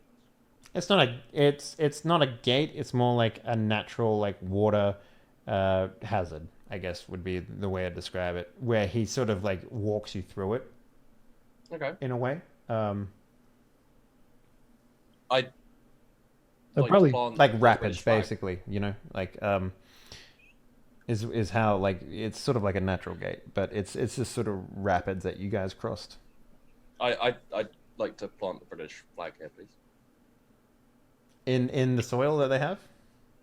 How many flags do you have? Just out of curiosity. Is it like a little one? Is it a big one? Like, what are we dealing with here? Can I spend a style point to make it a big one? Yes, you can. Thank you. It's a big one. Yes, I got another. It's a foldable. Where would you plant this flag? Out of curiosity. Right at the mouth, like as you walk in. And is there any reason for that? To plant the flag? Yeah, like why would you plant it? Why would you plant it in the mouth of the entrance of this place? So everyone knows that it's British. Okay, you go to do it, and there's already a British flag there. Perfect. Not needed.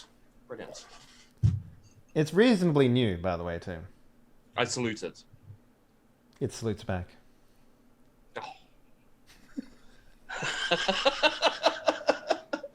Do you like? What do you? Is this shocking to you at all? Or like, I just say, Wesley, and I look doubtfully at Francis. Who's I'm like Wesley? pouring through the book to see like anything. No mention of savages at all, as mentioned before. Who is Wesley? He's your family member.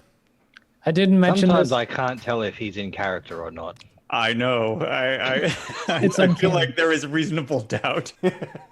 During the break, I mentioned I didn't want to like interrupt the drama of the scene before, but like in the scrawled in the book, I've scrawled like Charles's memory hasn't returned. His Hollow Earth healing property is real. He's reverting to a childlike state. Yeah, Maybe the 'Cause healing I think- properties are too good. I think maybe he's had a concussion or like too many punches and he's lost his like short-term memory or something. Just it turns You out think- he's just like that. You think he's punch drunk? Yeah. Like Lady Gaga, he was born this way. Oh, that's so good. Or maybe his Batman is like an aid more than a Batman, you know, like... He's more like my brain. I store everything I need in him, so I don't need to remember it. Ah, nice. Yeah. Um, Well, if there's a British flag there, then I'm like, well, shit, we have to go in now. yes, maybe Jane Goodall's here. I don't even severely know. doubt it. I don't know when Jane Goodall was a thing. I don't think it was in the 1930s, though. But like, No. I think that was I more like say- 1970s, right? Like, I'm like, grand, more politics. And I pointedly reload one of the submachine guns. okay. All right, well, I'm walking in.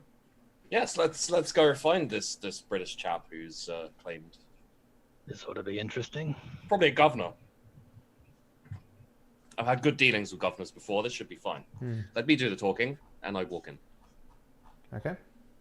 I am resigned to let Charles do the talking. He somehow is good at that, despite himself. I mean, I got a major assault on a holy site in Israel. You know, Dude, that happened months ago. we weren't even there for it. Someone decided to climb a fucking wall. Nice. Good job. I basically walk out. Is there kind of like a center? You know, like the center of the. Is there like a focal point? Yeah, there's like a gathering area, I guess you could call it. So I walk into the center, cut my hands, and go, "Hello." I mean, there are people milling about, literally milling about, and then other people who are like procrastinating about, and that's a good joke for everyone. But then there's also like, you know, people coming and going, and young people chasing each other, and chickens. Well, not chickens, but you know, some sort of weird like domesticated animal that serves the purpose of a chicken but isn't a chicken. I mean, but they don't look overly British or anything. No, they are very in line with the native stereotype that you have in this area. So they're not important. I'm looking for someone who stands out. Well, actually, I'm shouting for someone. Is there anyone No, not really. No. react to mine? Maybe they've moved on. Dude, were we aware of which direction they took Biscus? He just went into like an abode. You know, you can without a doubt go after him. That's not a problem. Yeah, I'm gonna go that way because like, well, that's the only person we know then. Quick question. Yeah. Does that mean that I wasted my wasted? No. No. Okay, so do I keep my point or? Yeah, of course. Okay. No, you said you spent it. Fuck you. No, of course you keep it. I mean, Kick down the other flag and plant your own. Actually, can I do that? No, I can't. I can't kick down a British flag. No, no. Yeah. No, if it's American. That was American on the other hand. I think we would have been like storming the town, wouldn't we? Oh, I don't know the history of the British frag. British frag. But like, was it different through the ages? Because like the American boat had a different. No, it's relatively new.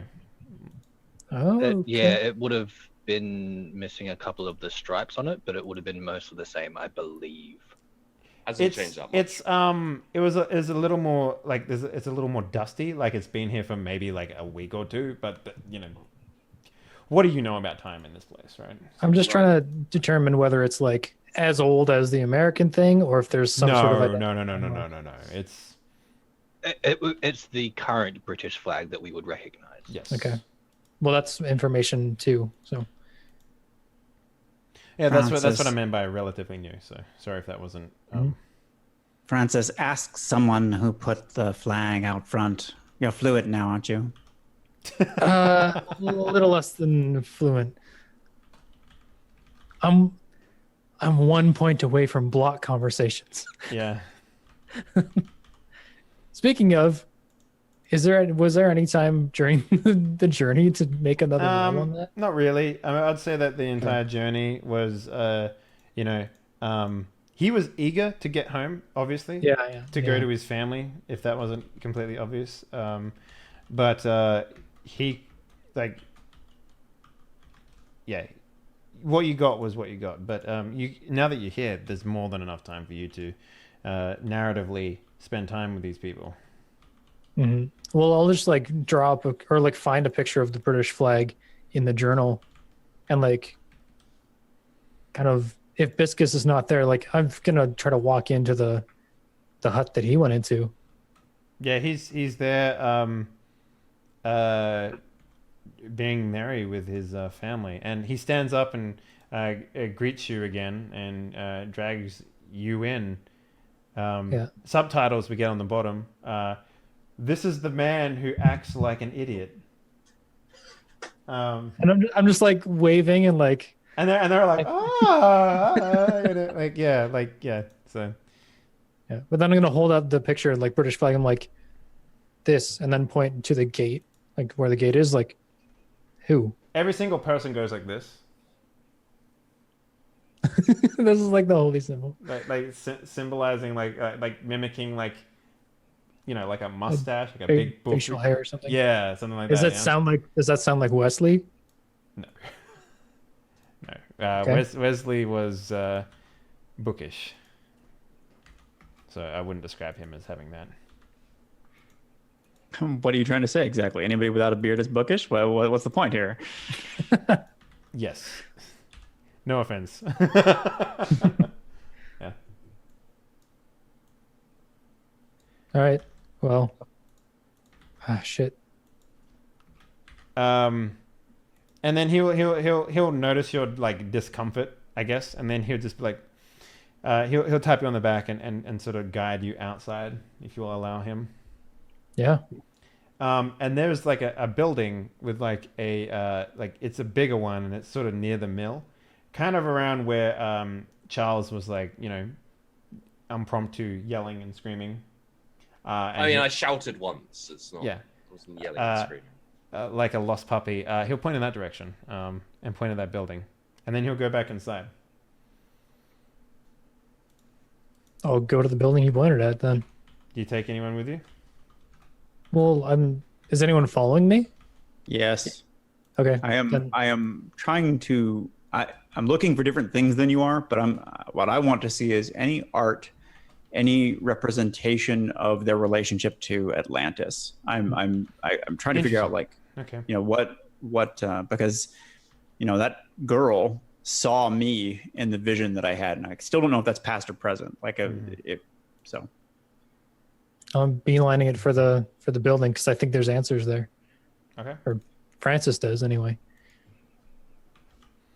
Okay. So that's you go in. What is everyone else doing? I guess the only other two people that we need to hear from is Hyde and Solomon. I think I am along for this ride, so I'll just go too. Okay. Looking for dark-skinned arms. He's like, I've probably accompanied Charles just because it gets me into the center of the village, and they're walking in that direction, like as well. Like they're heading towards the biggest building. I'm not following them into the building. I'm just kind of waiting outside and observing, looking for the tribal with the biggest spears. Okay, yeah, sure. So anyway, you guys head on into this building. As you walk in, there is a sort of like like a curtain of like dried leaves, almost like river leaves, like kind of like a natural seaweed or something like that, but not seaweed, like freshwater plants hanging from this like a curtain. And none of the other building other building you went into, Francis, didn't have anything like this. And that's sort of like a room that's been sort of sequestered away from everything else, if that makes any sense. But there are people in here who are going about their business, and some of them look over at you and just sort of like go back to doing their business, whatever it is, like cleaning the floors or something like that. If I go towards the like curtain of leaves, do they try to stop me? No. Then I'll. Is there like a part in the middle, like split them? It's like a bead curtain sort of style, where the like individual like lines of them sort of thing. Okay. Yeah. As you get to the door, though, you hear very loud snoring.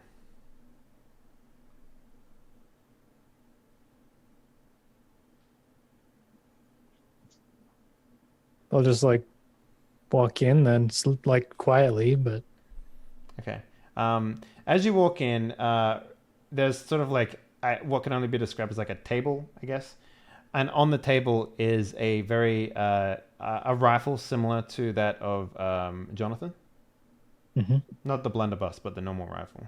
Yeah. As well as I guess like beige khakis or like adventuring gear on the table. Mm-hmm. And across the room there is a very bearded man sleeping in a hammock of Caucasian skin. Like he stands out, obviously, in this place. I'll like be in the middle of the room if like everyone else is around. I'm just like looking at them. And then I'll do like the mustache thing. Mm-hmm. It's like, this is the guy. If Charles is here, I'm like, that's the flag man. You're not with us? I'm outside with Hyde. I enter and just like say out loud, hello. Yeah, the snoring gets louder. Does that? Yeah, it's like, yeah.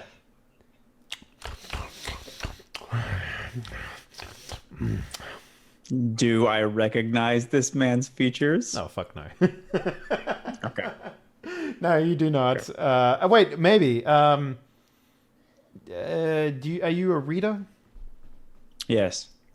Interesting. But only Terra Arcanum materials. Let me just. Is he a historical figure? I'm very well news read. I read newspapers. Yeah. Let me see if I can pull something up about him. Just Professor Livingston, I presume. No, nothing like that.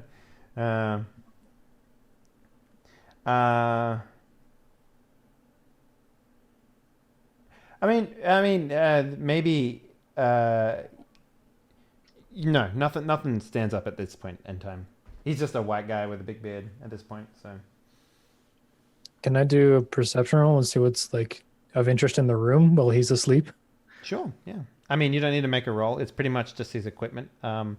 It seems weathered gear, and it seems like the rifles are well maintained, well oiled, if that's what you're into, and also.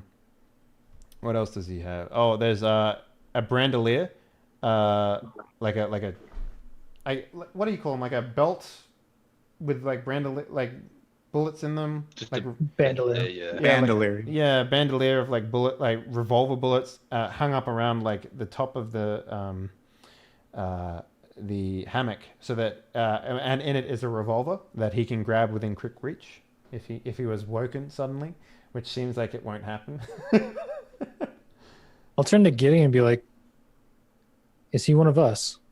Like, I'm pointing to like myself and like gesture to the group and be like, glowy. Oh, I will attempt to read him, I guess, while we have a moment. If possible, just sort of reach out and see if I can make contact with his mind. Oh, with his mind. Interesting. Go ahead and Yeah. give me a empathy 8. Please. All right. Oof.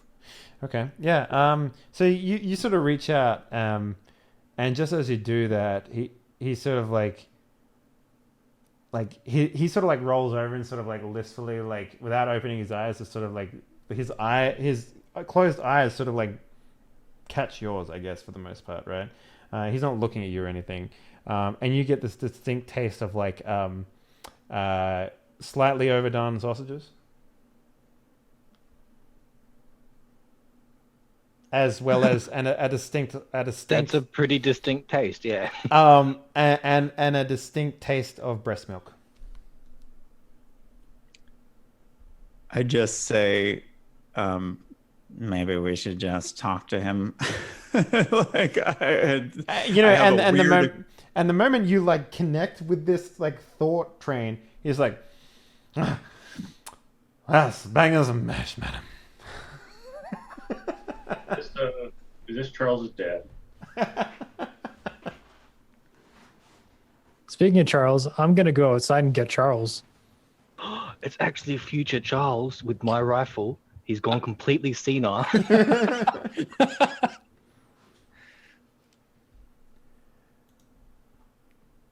Yeah, I'm gonna get Charles and be like, there's a British man in there. He's sleeping, but he said bangers and mash in his sleep. Oh, good. Yes, let's go rouse him. And I wander in, and then I whap him with my stick. He's like, "What the devil?" He like snaps up and he's like rubs his eyes and he's just like, and then he like remembers his revolver, so he like leans over and tries to grab it and it like falls out of the holster onto the ground, and then he like tumbles out of the It fires anyway when I hit the floor. It's just like, nah, nothing like that. He tumbles out of the hammock and he like scrambles towards it and picks it up. He's very short. He's probably about like just over your waist in height, like an average human height. So he's very, very short. And he like points the revolver at everyone, sort of thing, like, not like poignantly, but like he holds it out. It's just like, "By the king, what are you doing here?" like nudge Charles. I'm worried because he's spoken a French accent. I'm sorry. It's By the king, what are you doing here? If it was French, I would let you know it's French. It's Hollow Earth Napoleon. Yeah. Well, yeah, he was short as well. It could be Napoleon. We don't know yet. Napoleon wasn't short.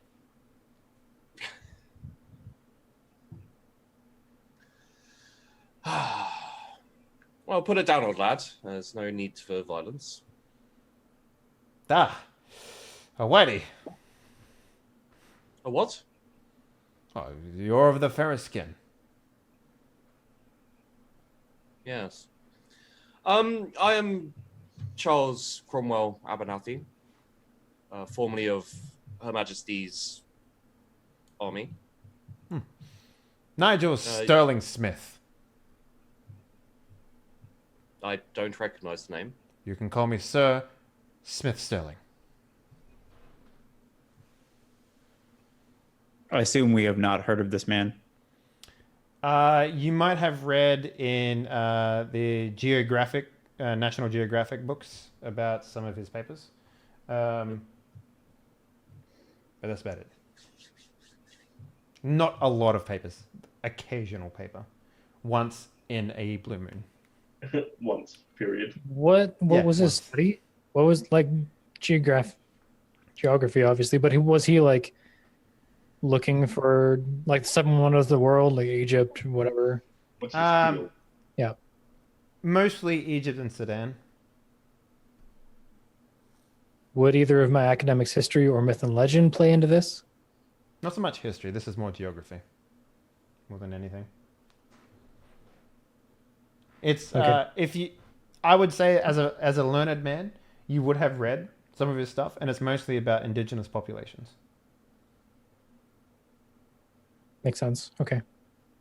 Being startled from sleep aside, Mr. Smith, you don't seem Smith to... Sterling.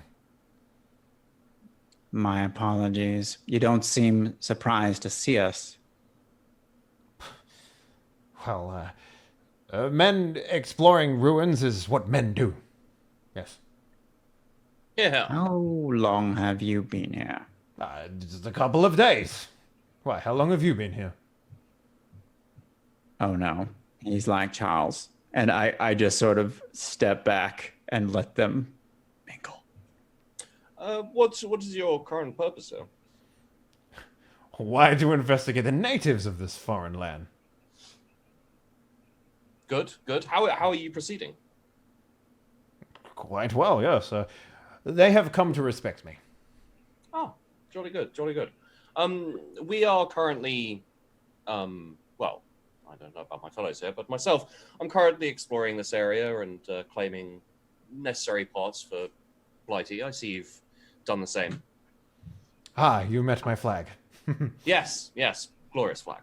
It is it Always good to fly the king's colours.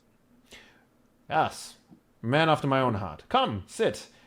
I assume you haven't had tea in quite a while. You look mighty thirsty. No, I misplaced my Batman, so yeah, some tea would be marvelous. Me too. A large beast with teeth and leather for skin has taken mine. Oh, well, that's The unfortunate. hide's head just kind of sticks in through the doorway at mention of a large beast. Yeah, it's like... Oh, yes. Monstrous bloody thing.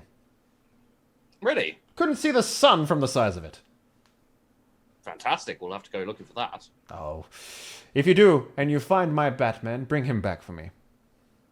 Absolutely. You know, wouldn't think of anything less. My trousers haven't been washed in months. I believe you mentioned tea? Oh, yes. Excuse me. Being with these natives sometimes puts away my pleasantries, you know what I mean? Oh, of course. I've myself have ingratiated myself to... You know, I had to show them how to make dough. Unbelievable. Can't get a scone around here to save a man's life. So heartily British. And at that, he'll pull out, like, dried scones as well and put them on the table as you, like, pours tea.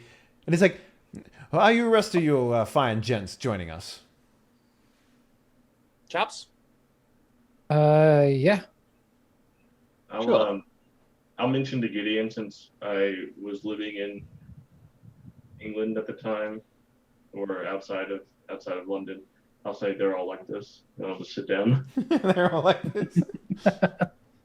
So he'll put a scone on his mouth and be like, so what is the bloody devil you're doing here, hmm? That's not at me. I've already explained what I'm doing. You saw my flag. Why'd you walk in here? This is King's territory. You should be moving on. Well, I'm underemployed for the king. Yes, but this is his land. And if you're a man of much experience, then you would have found something else to put your flag in by now.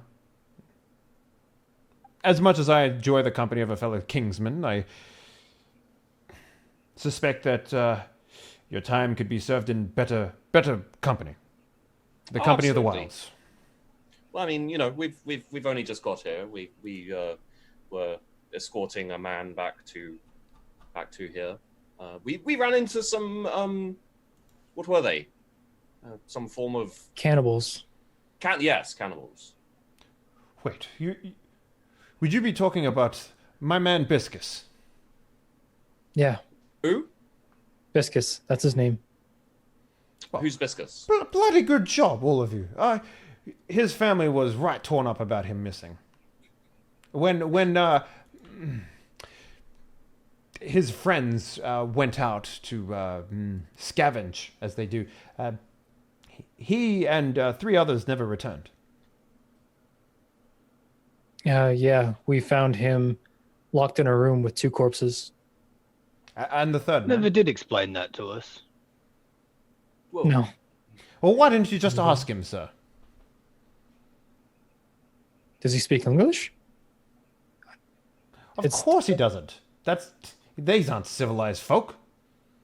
I've been trying to learn to communicate with him over the past few days. Oh, you're still learning. Much to learn you. Now, don't worry, you'll catch up. British folk tend to be a lot quick-witted than you Americans. Yeah, I expected it'll only take a couple more rolls, you know. Excuse me, pardon my interruption. When are you from? What kind of question is that? What Don't be year ridiculous, did you arrive Francis. here? Sorry, could you say that again, Francis? What year did you arrive here? Oh, well. You know, if This my year, of Batman was course. happen... What king do we have, good man? I'll look at Charles and be like, You don't know the British king? I'm American. I'm pretty sure it was King George, but just I just worked there. King George It's the same bloody king. What does it matter? VI. I'm pretty sure it's King George the Sixth. Either way, you do know that you're in Hollow Earth, right? Hang on, no. Because King George and King George II is a very big fucking difference here. Yeah. So that's not either way. Either way, you do know you're in Hollow Earth, right? Yes, we've been looking for the egg. What in the bloody devil are you talking about? The egg. I'm sorry. Is that some sort of mystical nonsense? I think so. I don't really understand what they were talking about, but apparently there's an egg we have to find here. So he'll turn back to you, Francis, Have you seen the egg? and he'll be like, Hollow Earth time works a little differently, no? I'm sure I've you're got aware this of this. face. When he turns back, I've got this face on, just like, So honestly, it doesn't matter what time I came in, and because right now, it could be fucking 100 years later. I wouldn't know. I'm just making connections. Do you know one Sir Wesley? Am I supposed to? Or maybe, what is this? Daniel You mean Mercer. Daniel Mercer? Mercer. Oh, Mercer, that bloody chap's still alive, huh? He is indeed. He's the one that sent us here. Well, sorry to say, I've found all that needs to be found in this place. So you can tell Mercer to shove it where the sun don't shine. This land's for Britannians. And for the king. The king! Aye. He like raises a tea glass. He's like, ooh. Yeah. Fucking king. I'll make a very pointed look if Solomon's still here. Just like there's another one. I know. They're all like this. They're all Like like this. some We're all just cultural defense. shaking They speak and nothing actually gets said. Have you made contact with the Atlanteans? You say you've discovered everything. Have you discovered the city in the water? Who the bloody hell would live on the water? Makes no Can't get a sense. straight answer out of these people.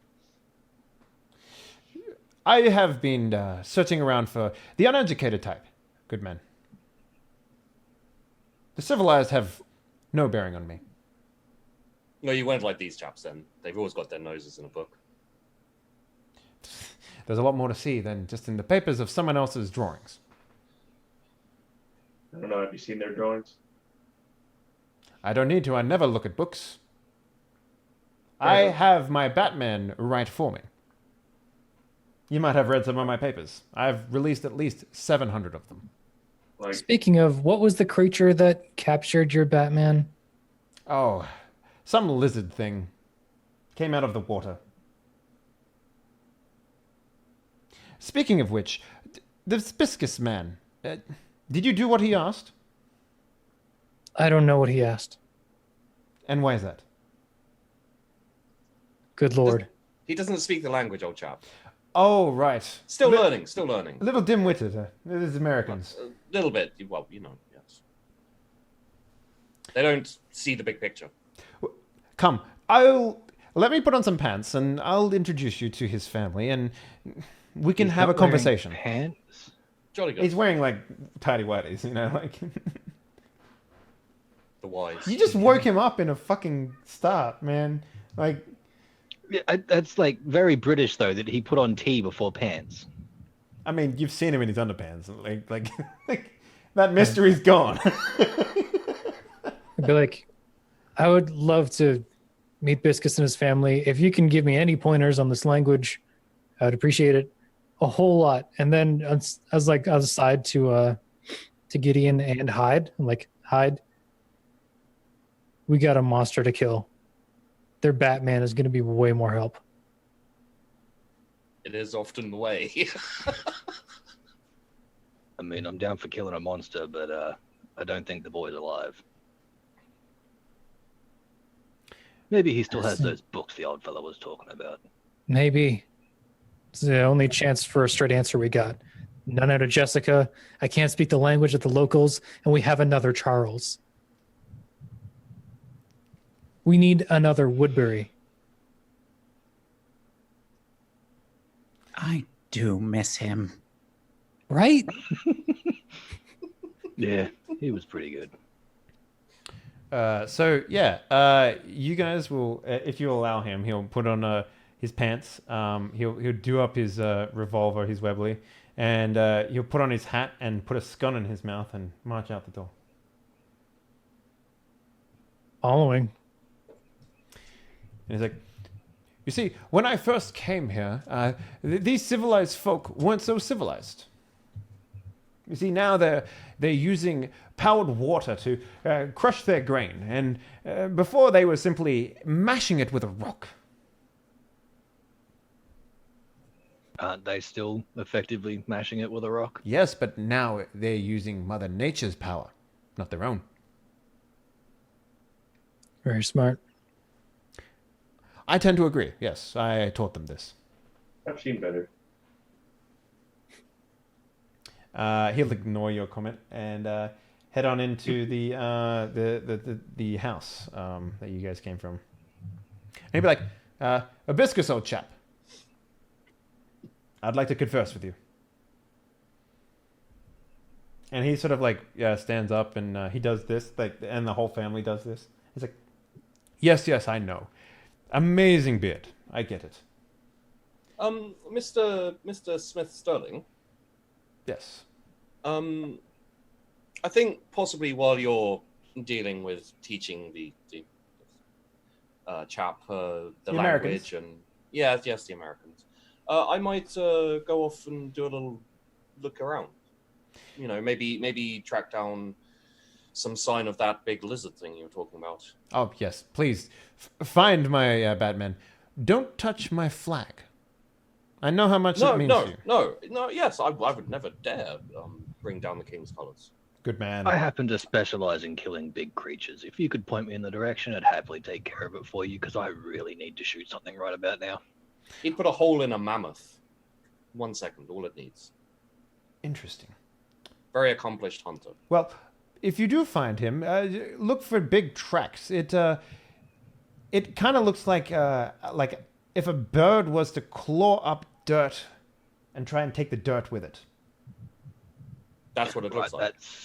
That's very fucking useless information. Thank you very much. And then there's Toodles. Good luck here. So he'll turn to Biscus and he'll start like animatedly like gesturing and talking, and he'll use like very slow English mixed in with like this kind of like a growling gibberish sort of thing. And Biscus will sort of like very quizzically kind of look at him and just sort of like scorn his eyebrows and just be like,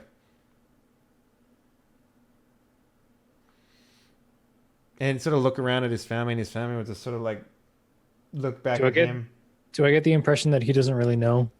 No, he's conversing with them, but it's very different. It's sort of like a man who's met like thousands of tribes, and he does the exact same thing to every single tribe. You know what I mean? And he gets results clearly because he managed to make a mill for them. But you know, we'll see. Like it's different from how a learned man would interpret a language. He's forcing a language onto them rather than Instead of learning theirs. Right? So British way. Is there any chance I can get a roll to glean the information from this? So he'll turn around and be like, and say to you, so let me tell you about their problems because, you know, I don't care much. I've put my flag down. I've taught them everything they need to know about making better bakeries. Yes. But Hibiscus here says that they were out setting a trap for what they call barrel men.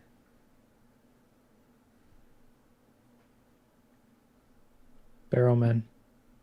Probably the cannibals coming to collect the barrels. No.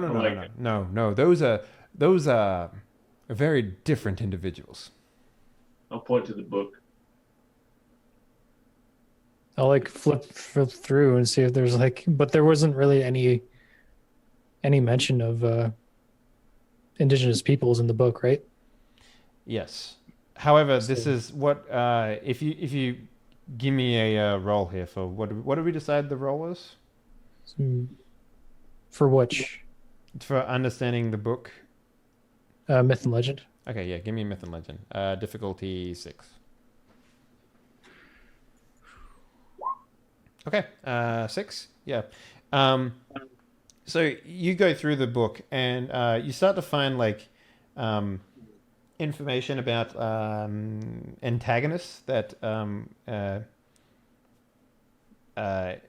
were met in their exploration of Hollow Earth, and these are people who haphazardly fell into Hollow Earth, either through accidents or through ship crashes or something along those lines, and they appear to have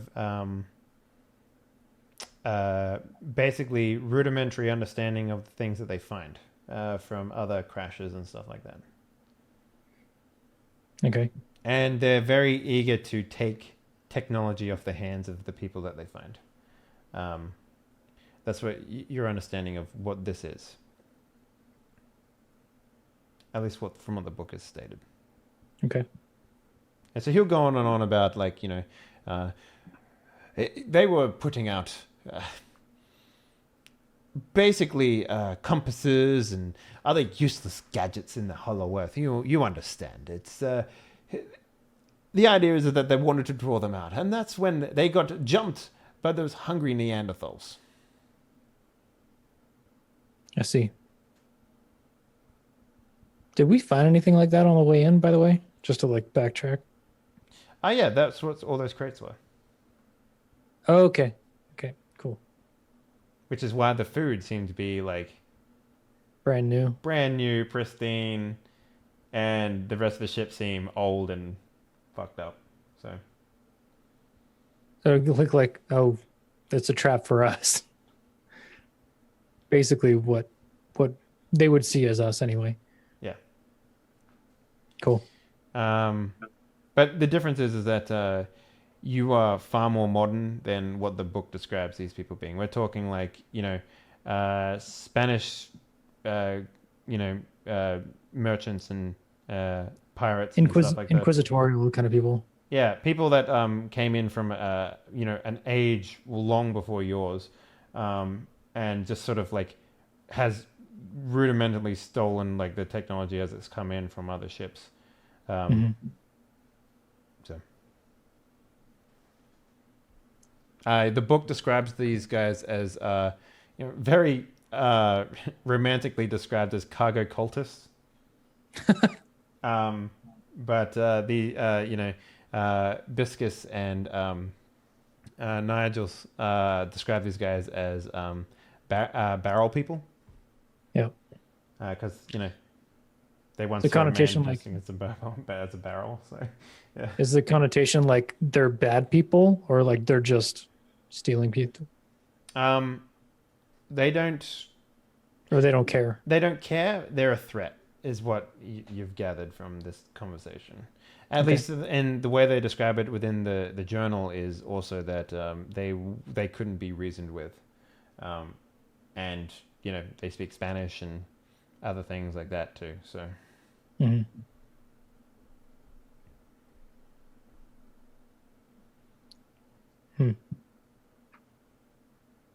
Have Barrowmen been here before? no, they've never managed to find this place. They tend to stick around the coastline cliffs. If you wait there long enough, you will occasionally see ships falling from the sky. Fascinating. I go get a teacup and I try to use it to get Charles's attention as if it's part of the ceremony for talking to one of these Englishmen.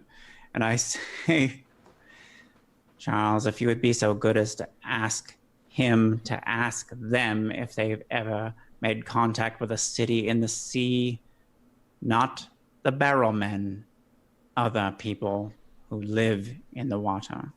I hate to screw up your attempts to translation, but Oh, by all means, do so. My character wants things. I'm all right being forwarded.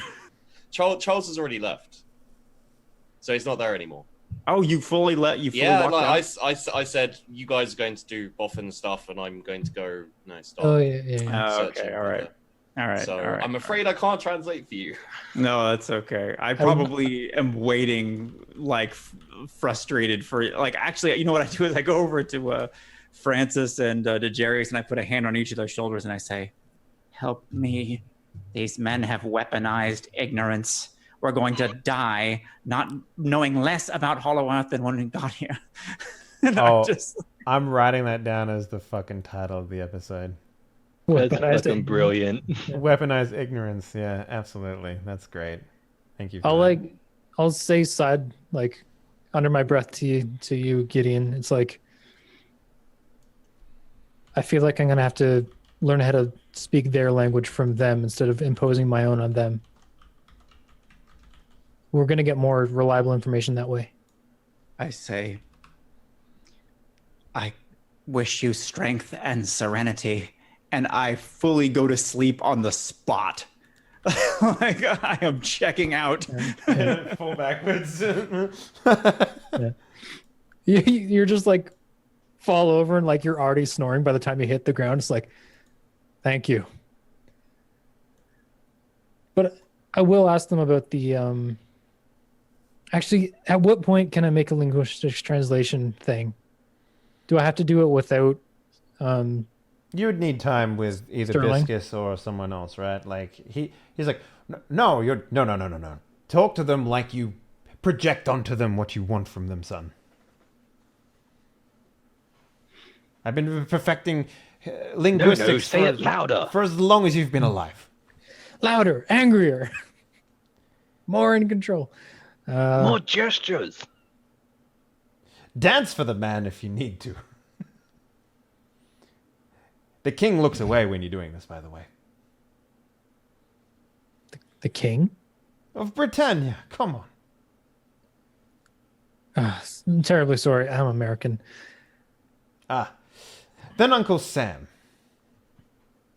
God bless Uncle Sam. A single tear rolls down your face. I'm just sitting and watching this, not really believing that it has anything to do with it. Funny thing is, I'm in real life Canadian, so I think I don't know anything about America either. So,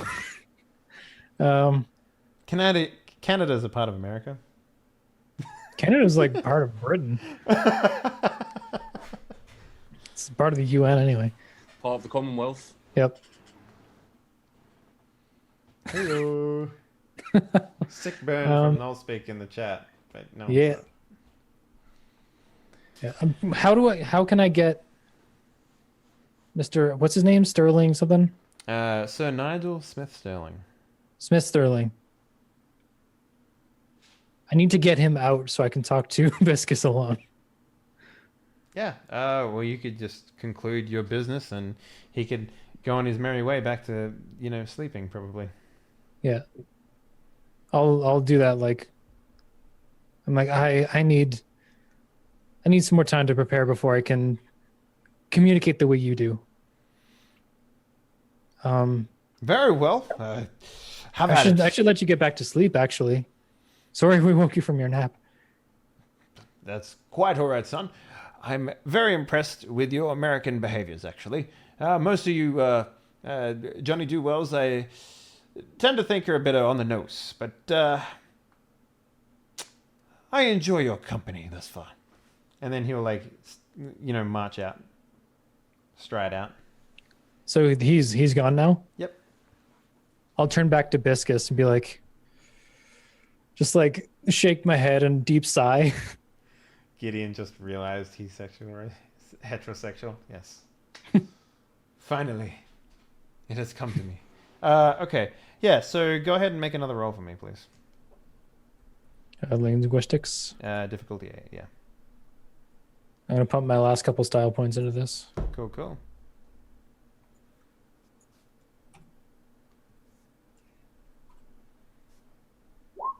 Nice. All right. It's 9 then. Or no, not 9. 7. 7. 7. So you're off a little bit by tier 2, but yeah. You basically can start conversing with him. Like, as bad as the display it was, Sir Nigel Smith Sterling knows his stuff when it comes to dealing with the natives and stuff like that. Like, even if you kind of have to force your understanding of their language together a little bit. You're not as rough as what he would be, but you do something similar, and they tend to sort of respond to like very sort of powerful, enigmatic people, right? Like the last time you had this conversation with him, he was berating you, I guess, laughing at your whimsical nature, but now he's sort of paying attention to what you're trying to do, and you've got his rapt attention for the most part. Mm-hmm. So the conversation starts being very sort of like broken. So what'd you like to ask him? 2 things: whether they'd ever met anyone other than the Barrelmen, and how to get to, or if they've ever been to the Eagle Peak or whatever it was, the mountain. So he says, met mustache.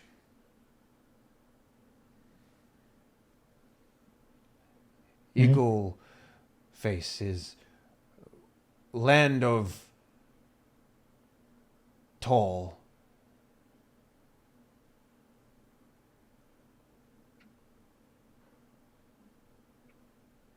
Tall people? He'll nod at that, yeah. Did Gideon ever like recount his vision to us? Yeah, Yes, you remember you were helping him like triangulate stuff, right? So yeah, I just wasn't sure like in how in depth that was. Like if tall people would spark something like, oh shit, well we're gonna go there anyway probably, but it'd be like plot thing, yeah. Yeah, Gideon himself is reasonably tall, just very thin.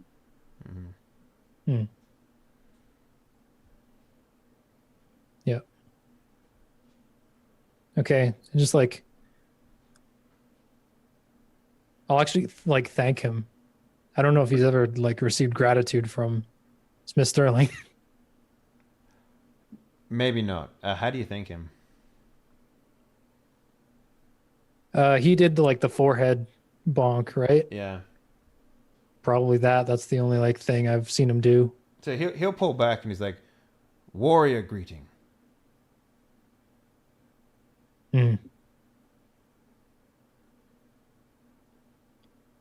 Did he not see me blow people up with a cannon? That's why he gave you a warrior greeting before. Oh, I see. I'd be like, okay. Still learning.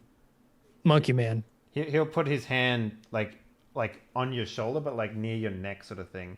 And he'll give you a squeeze, and then he'll nod and be like, "Greeting." Like I'll do the same to him and like grip as hard as I can, because he can probably grip way harder than I can. Oh yeah, no, yeah. He nods at that and you know, just stands there and lets you leave. You are like a little baby. You are like child man. So you just leave Gideon in the floor, or you take him with you? I'm there with. I'll stay with Gideon. Yeah. Okay. Maybe I'll try to catch some Shadow too. So Well, he will like if Solomon's still there, like I'll turn around and be like, I can communicate a little bit. Is there anything you'd like to know? I don't really know why we're here. I'm kind of honestly, I'm kind of feeling Eagle Rock now all of a sudden.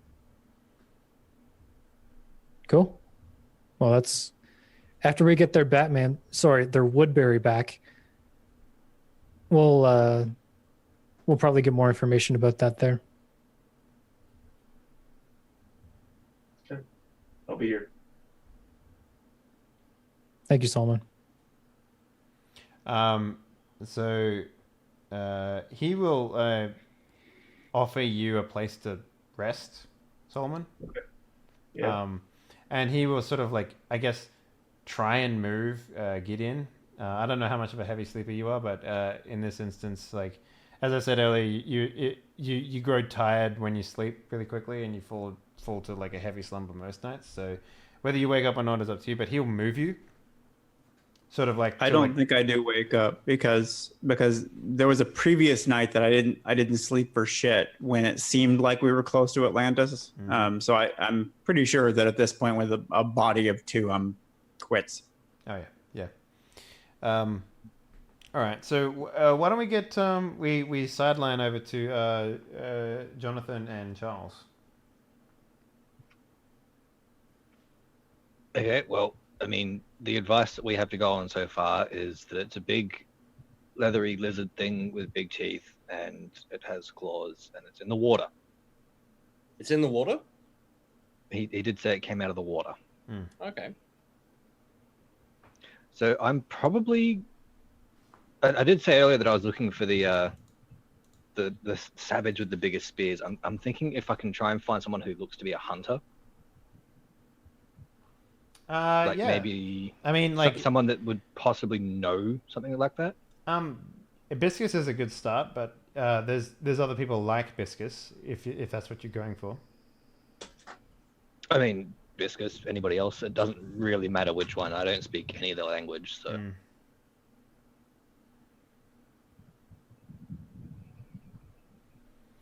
Yeah, so the idea would be to pantomime something like an alligator, talking about the gnashing teeth motion, and then like point down the river, up the river, trying to, just gesture. So where is the thing with the big teeth?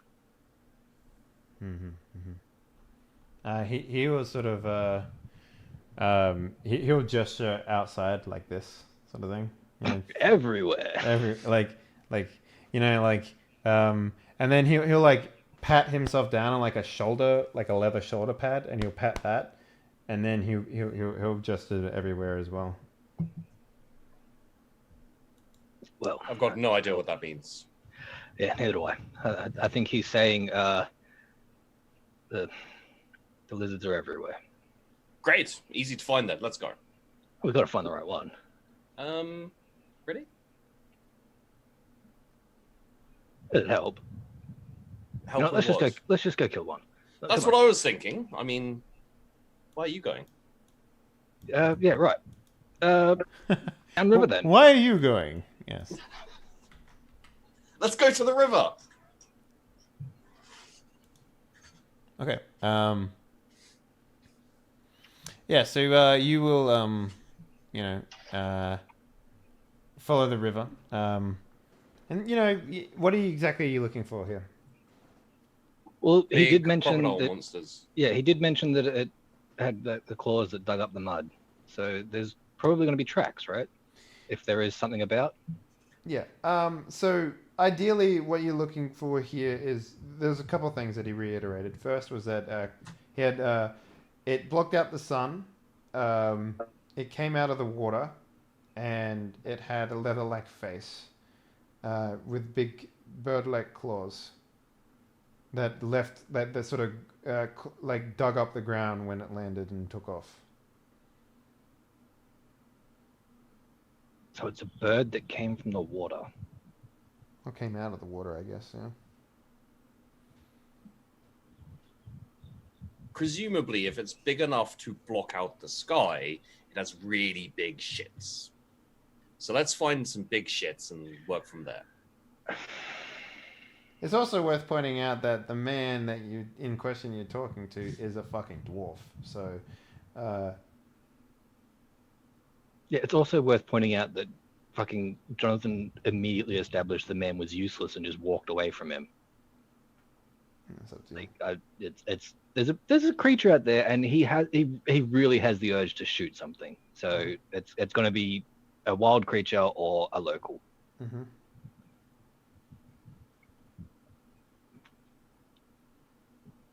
I mean, I could potentially try and get Charles to find out where it happened by getting him to translate, but I don't know how long that would take. All right, so you want to go with tracks? Tracks, any like clawed up bits of I mean, I the doubt riverbank and that kind of thing. he has to have been in the village for a while because they built a mill. So I doubt it would have happened very far away. That's one. But theory. at the same time, I doubt that there would be a dangerous creature that close to the village because they wouldn't have built the fucking village there. You assume a lot. These are a tribe of warriors, so Yeah. Well, I mean, that can't hurt to walk downriver and look for tracks. sure. If That's. if I mean, it's a everything big needs thing, everything needs a drink, right? That's essentially Yeah. how the system works. All right, so go ahead, make a tracking skill. This will be a 7 difficulty, considering the size. And you're pretty much spot on, like, rivers. All right, so you did that at 6? 2. Cool, perfect. Yep. Yeah, 2 successes. Yeah, I mean, you find like, you find a river, you follow it for a bit. Oh no, you came on the river. You followed the river that came out of the town for a bit, right? And it does sort of go to like a lagoon thing. Like there's not a lot of tracks on the bank of this river, but as you get to like the lagoon where it's a little deeper, there are significant signs of animals coming to graze and that sort of stuff. And the thing that sticks out to you is that there's a lot of like grazing happening in most areas, and then there's one area where there's very little. But the ground is dug up like someone like basically like grabbed a big ball of dirt and then like grabbed it and flicked it, sort of thing. If that makes any sense. All right, so here's what I'm gonna do. I'm going to ready my rifle. Obviously, I've got that in hand, ready to go. Mm-hmm. I'm going to be very keenly inspecting. However, it's also worth. Let me finish what you also found. But there's no like tracks leading up to those points, and there's no tracks leading away from those points. Okay. The points where the ground's all That's right. Yes. mussed up. But there's also no other animal tracks around that area too. Well, what do you say we set up a vantage point and see what turns up? Well, I was going to be keenly inspecting something over here while telling you to go and check that out. No, that's terrible hunting. Have you been hunting before? I'm an expert. Of course. No, I say we set up a vantage point somewhere off to the side where we're not going to disturb the monster, and we take it in turns to see what turns up. Yeah, I was hoping I could kill 2 birds with 1 stone. All right then. Well, I will shoulder the rifle, take the blunderbuss, and go over to the area where the dirt is all mussed up. Okay. Yeah. Okay. It's what are you looking for exactly? Well, I mean, this would be what I would indicate as a sign of struggle. Something's obviously happened here. There's been a tussle here, so maybe this is an area where something comes to feed. So I'll give you a freebie because you succeeded. It's not the sign of a tussle. It's the sign of,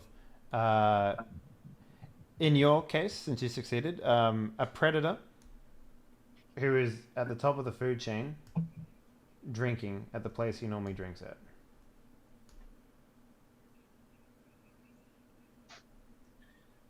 Charles, looks like you were right. Charles, let's do what you said. Well, see, I'm hoping to draw it out. Oh yeah, That's why I wanted him to go over there, because then I could just safely shoot it from a distance. Yeah, I mean, like you can very easily set something like that up, but you walking out there right now, especially when the creature's not here, is going to not give you the results that you want. So I think to hide something like an aquatic predator that attacks on land would be an ambush predator. I can't think of anything other than that. Everything that he would relate to in the real world, like crocodiles and alligators and things like that, would be an ambush predator. So you kind of got to go into its area to draw it out. Okay.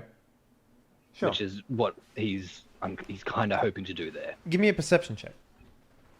Difficulty 7. Just hide. Yeah. 0.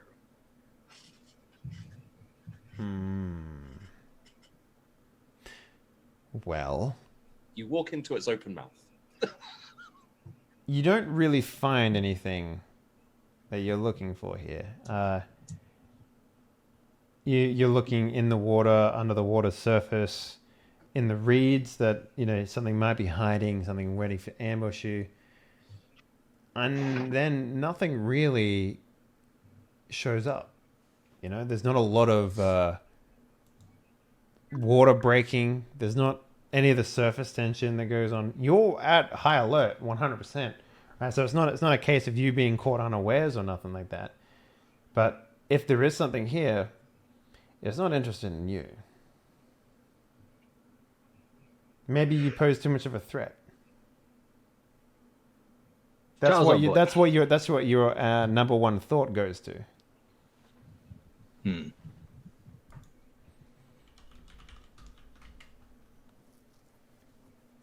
Well, I mean, we can set up and wait, but maybe your thought is this creature is smart enough to identify another predator. Charles, old boy. Yes, what's up? How about we set up a hide? No pun intended, of course.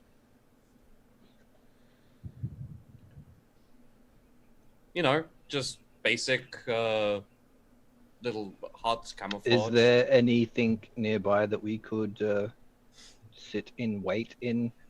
Hyde can be absolutely bored out of his mind. Hyde doesn't seem like the type of person that would be bored sitting in a hide. He's a tracker, not a waiter. Okay. Do either of you have any skills regarding that? Setting ambushes, that sort of thing?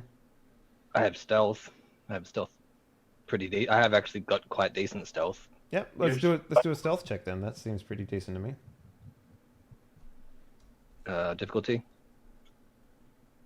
Ooh. Let us make a check here. Versus.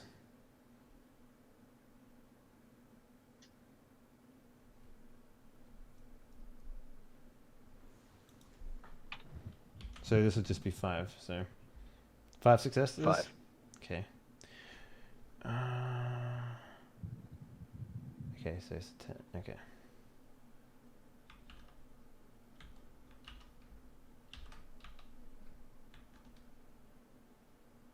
Like 200 dice. Yeah. Maybe we should leave that as the cliffhanger then. 14. Yeah. Told you. Traits. Predators at the top of the food chain. 14 perception. Yeah. Fucking insane. Keen sense, skill aptitude. Gives it an extra 8 dice. So is this a situation of we've like settled down into a little hidey hole with some scrub around us or something, and then we see that there's actually a pair of eyes directly behind us in the bush? Nah, it's nothing like that. It's more like, I didn't think the sun went down in this place. Oh, that's such lovely relieving shade that we're suddenly getting. And there's a breeze. That's lovely. And we have a split party. To be fair, this is the correct split to be getting into combat. Yeah, I don't know. I think fucking Solomon's a bit of a gun now by the sounds of things. Yes, but they can't take hits, which is the main problem. Mm-hmm.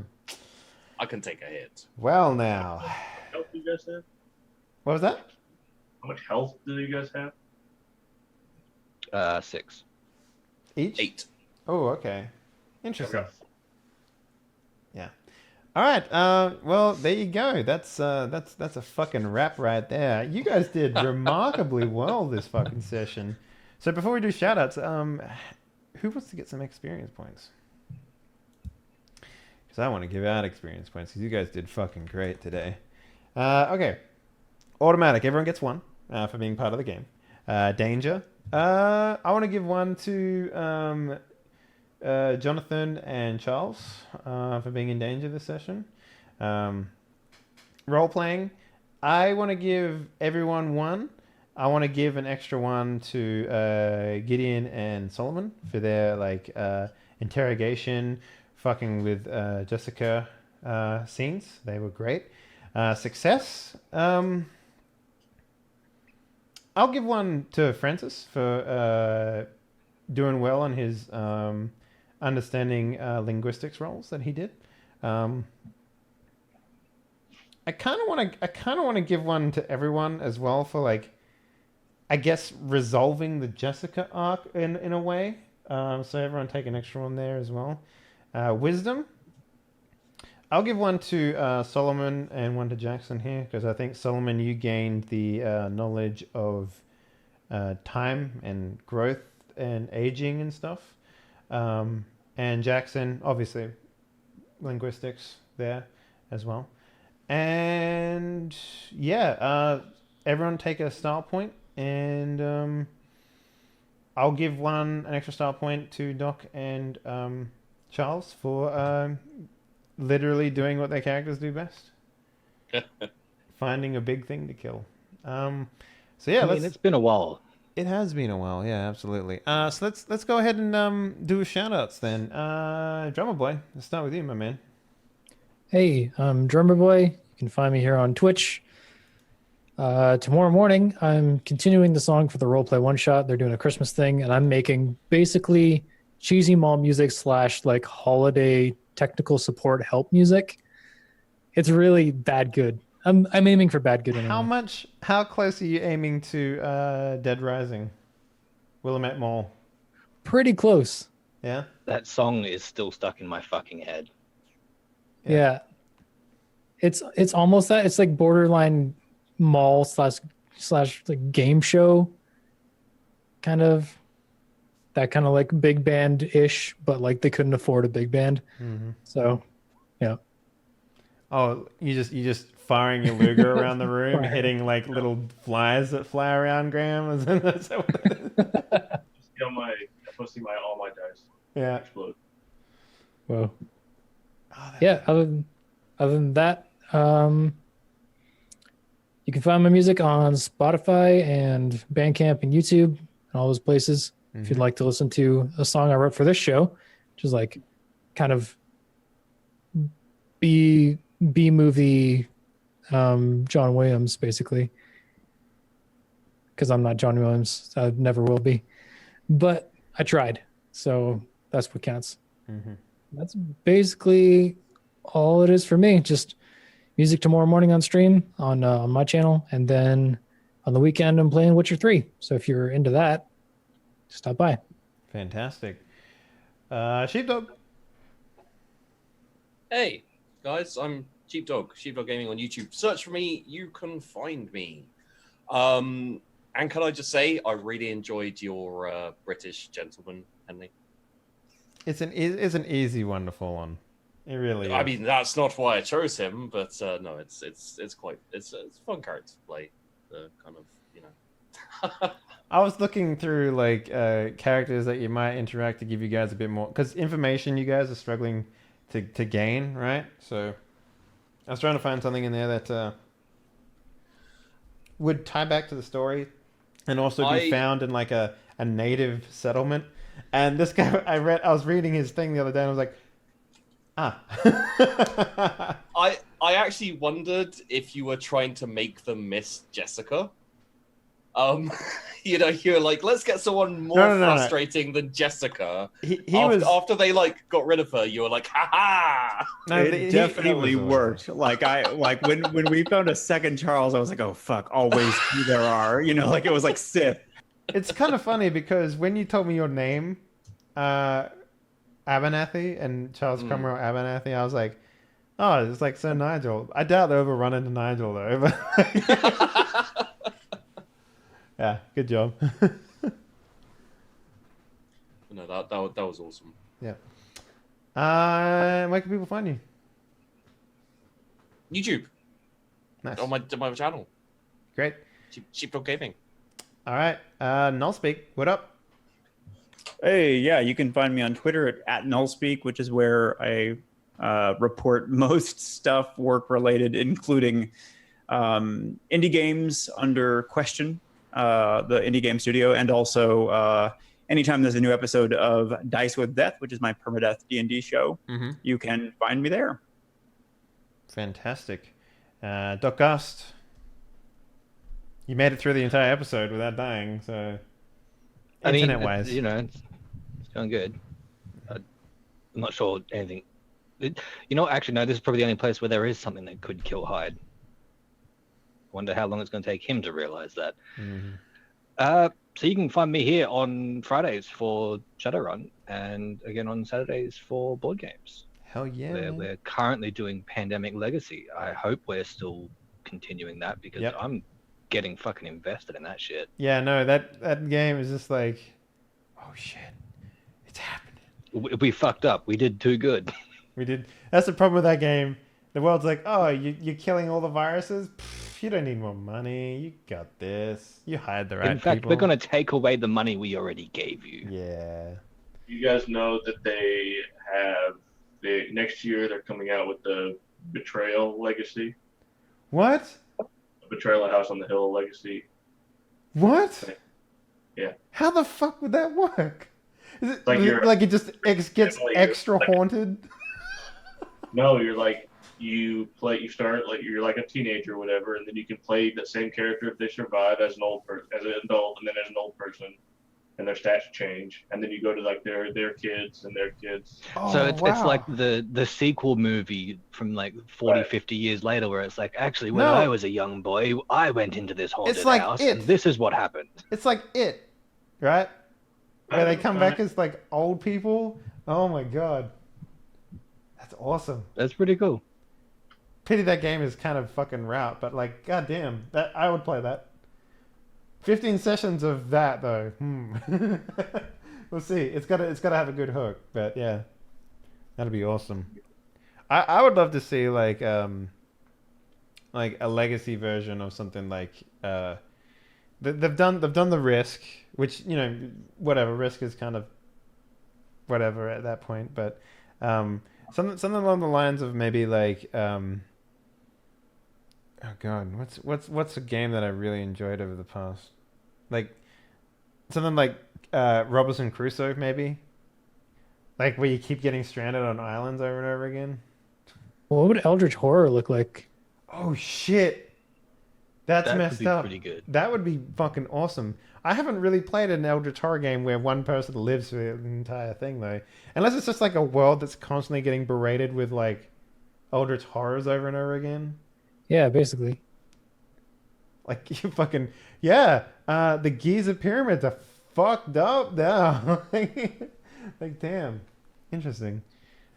Well, the second coming of Jesus, Graham. What up? How you doing? Yeah, I make stuff. Right now I'm working on it's technically just a generic liquid thrower, but which can be then modified into a flamethrower, paint cannon, power washer, et cetera, et cetera, et cetera. So, very cool. That's like people who make like bongs for a living, but then sell them as like tobacco products. Yeah, well. This is for decorative purposes only. You've got to get people to make like a really bad infomercial, like 4-in-1 flamethrower. You can paint your house. You can water your grass. That'd be great. Yeah. You can murder your neighbor's dog with this one. Always be making. Always be making. YouTube. And that's it, right? Just on YouTube? Yeah. All right, guys. Thank you very much for watching. Hopefully you enjoyed tonight's episode of Abyss. I gave the players what they fucking wanted. Split party and a fucking predator to take down. So, good job. I'm actually very surprised that Jessica lived through this episode. So, good job. Kudos to the players for not just, like, murder hoboing their way across Hollow Earth. I wanted to. I really wanted to. Yeah. No, it'll pay back in dividends when you guys It will haunt Solomon for probably the rest of the game. I'm sure it'll haunt Gideon as well by the sounds of things. Yeah, exactly. He's discovered feelings. That apparently his purpose in Hollow Earth was to get his first crush. Damn. If you enjoyed tonight's game, why not follow the channel? And if you're feeling real saucy, why not subscribe? Join the cockpit, get access to the best emotes on Twitch, as well as a bunch of other stuff. We just started a brand new, I was going to say Hollow Earth, but it basically is Ark Survival Evolved server on the new Aberration map. So come check that out. We'll be playing that probably for the next couple of weeks. It's going to be fantastic. We're playing on the fucking hardest difficulty ever, to the point where you spawn in and die pretty much instantly. So that's fun. To be fair, you did spawn in and die to a level 3 raptor. Yeah, it's fucked up. But yeah, that's pretty much it, guys. This week we should have everything going forward. Hang on, let's got a message here. All right, cool. Looks like we're doing Dead Man's Crest tomorrow, which is gonna be great. We haven't played that game since I got back from my honeymoon. So yeah, it should be interesting to see how we go with that. And yeah, that's pretty much it, guys. Come back tomorrow for the daily stream. But other than that, you have yourselves a good fucking night. And remember, don't split the party. Never split the party. Good night.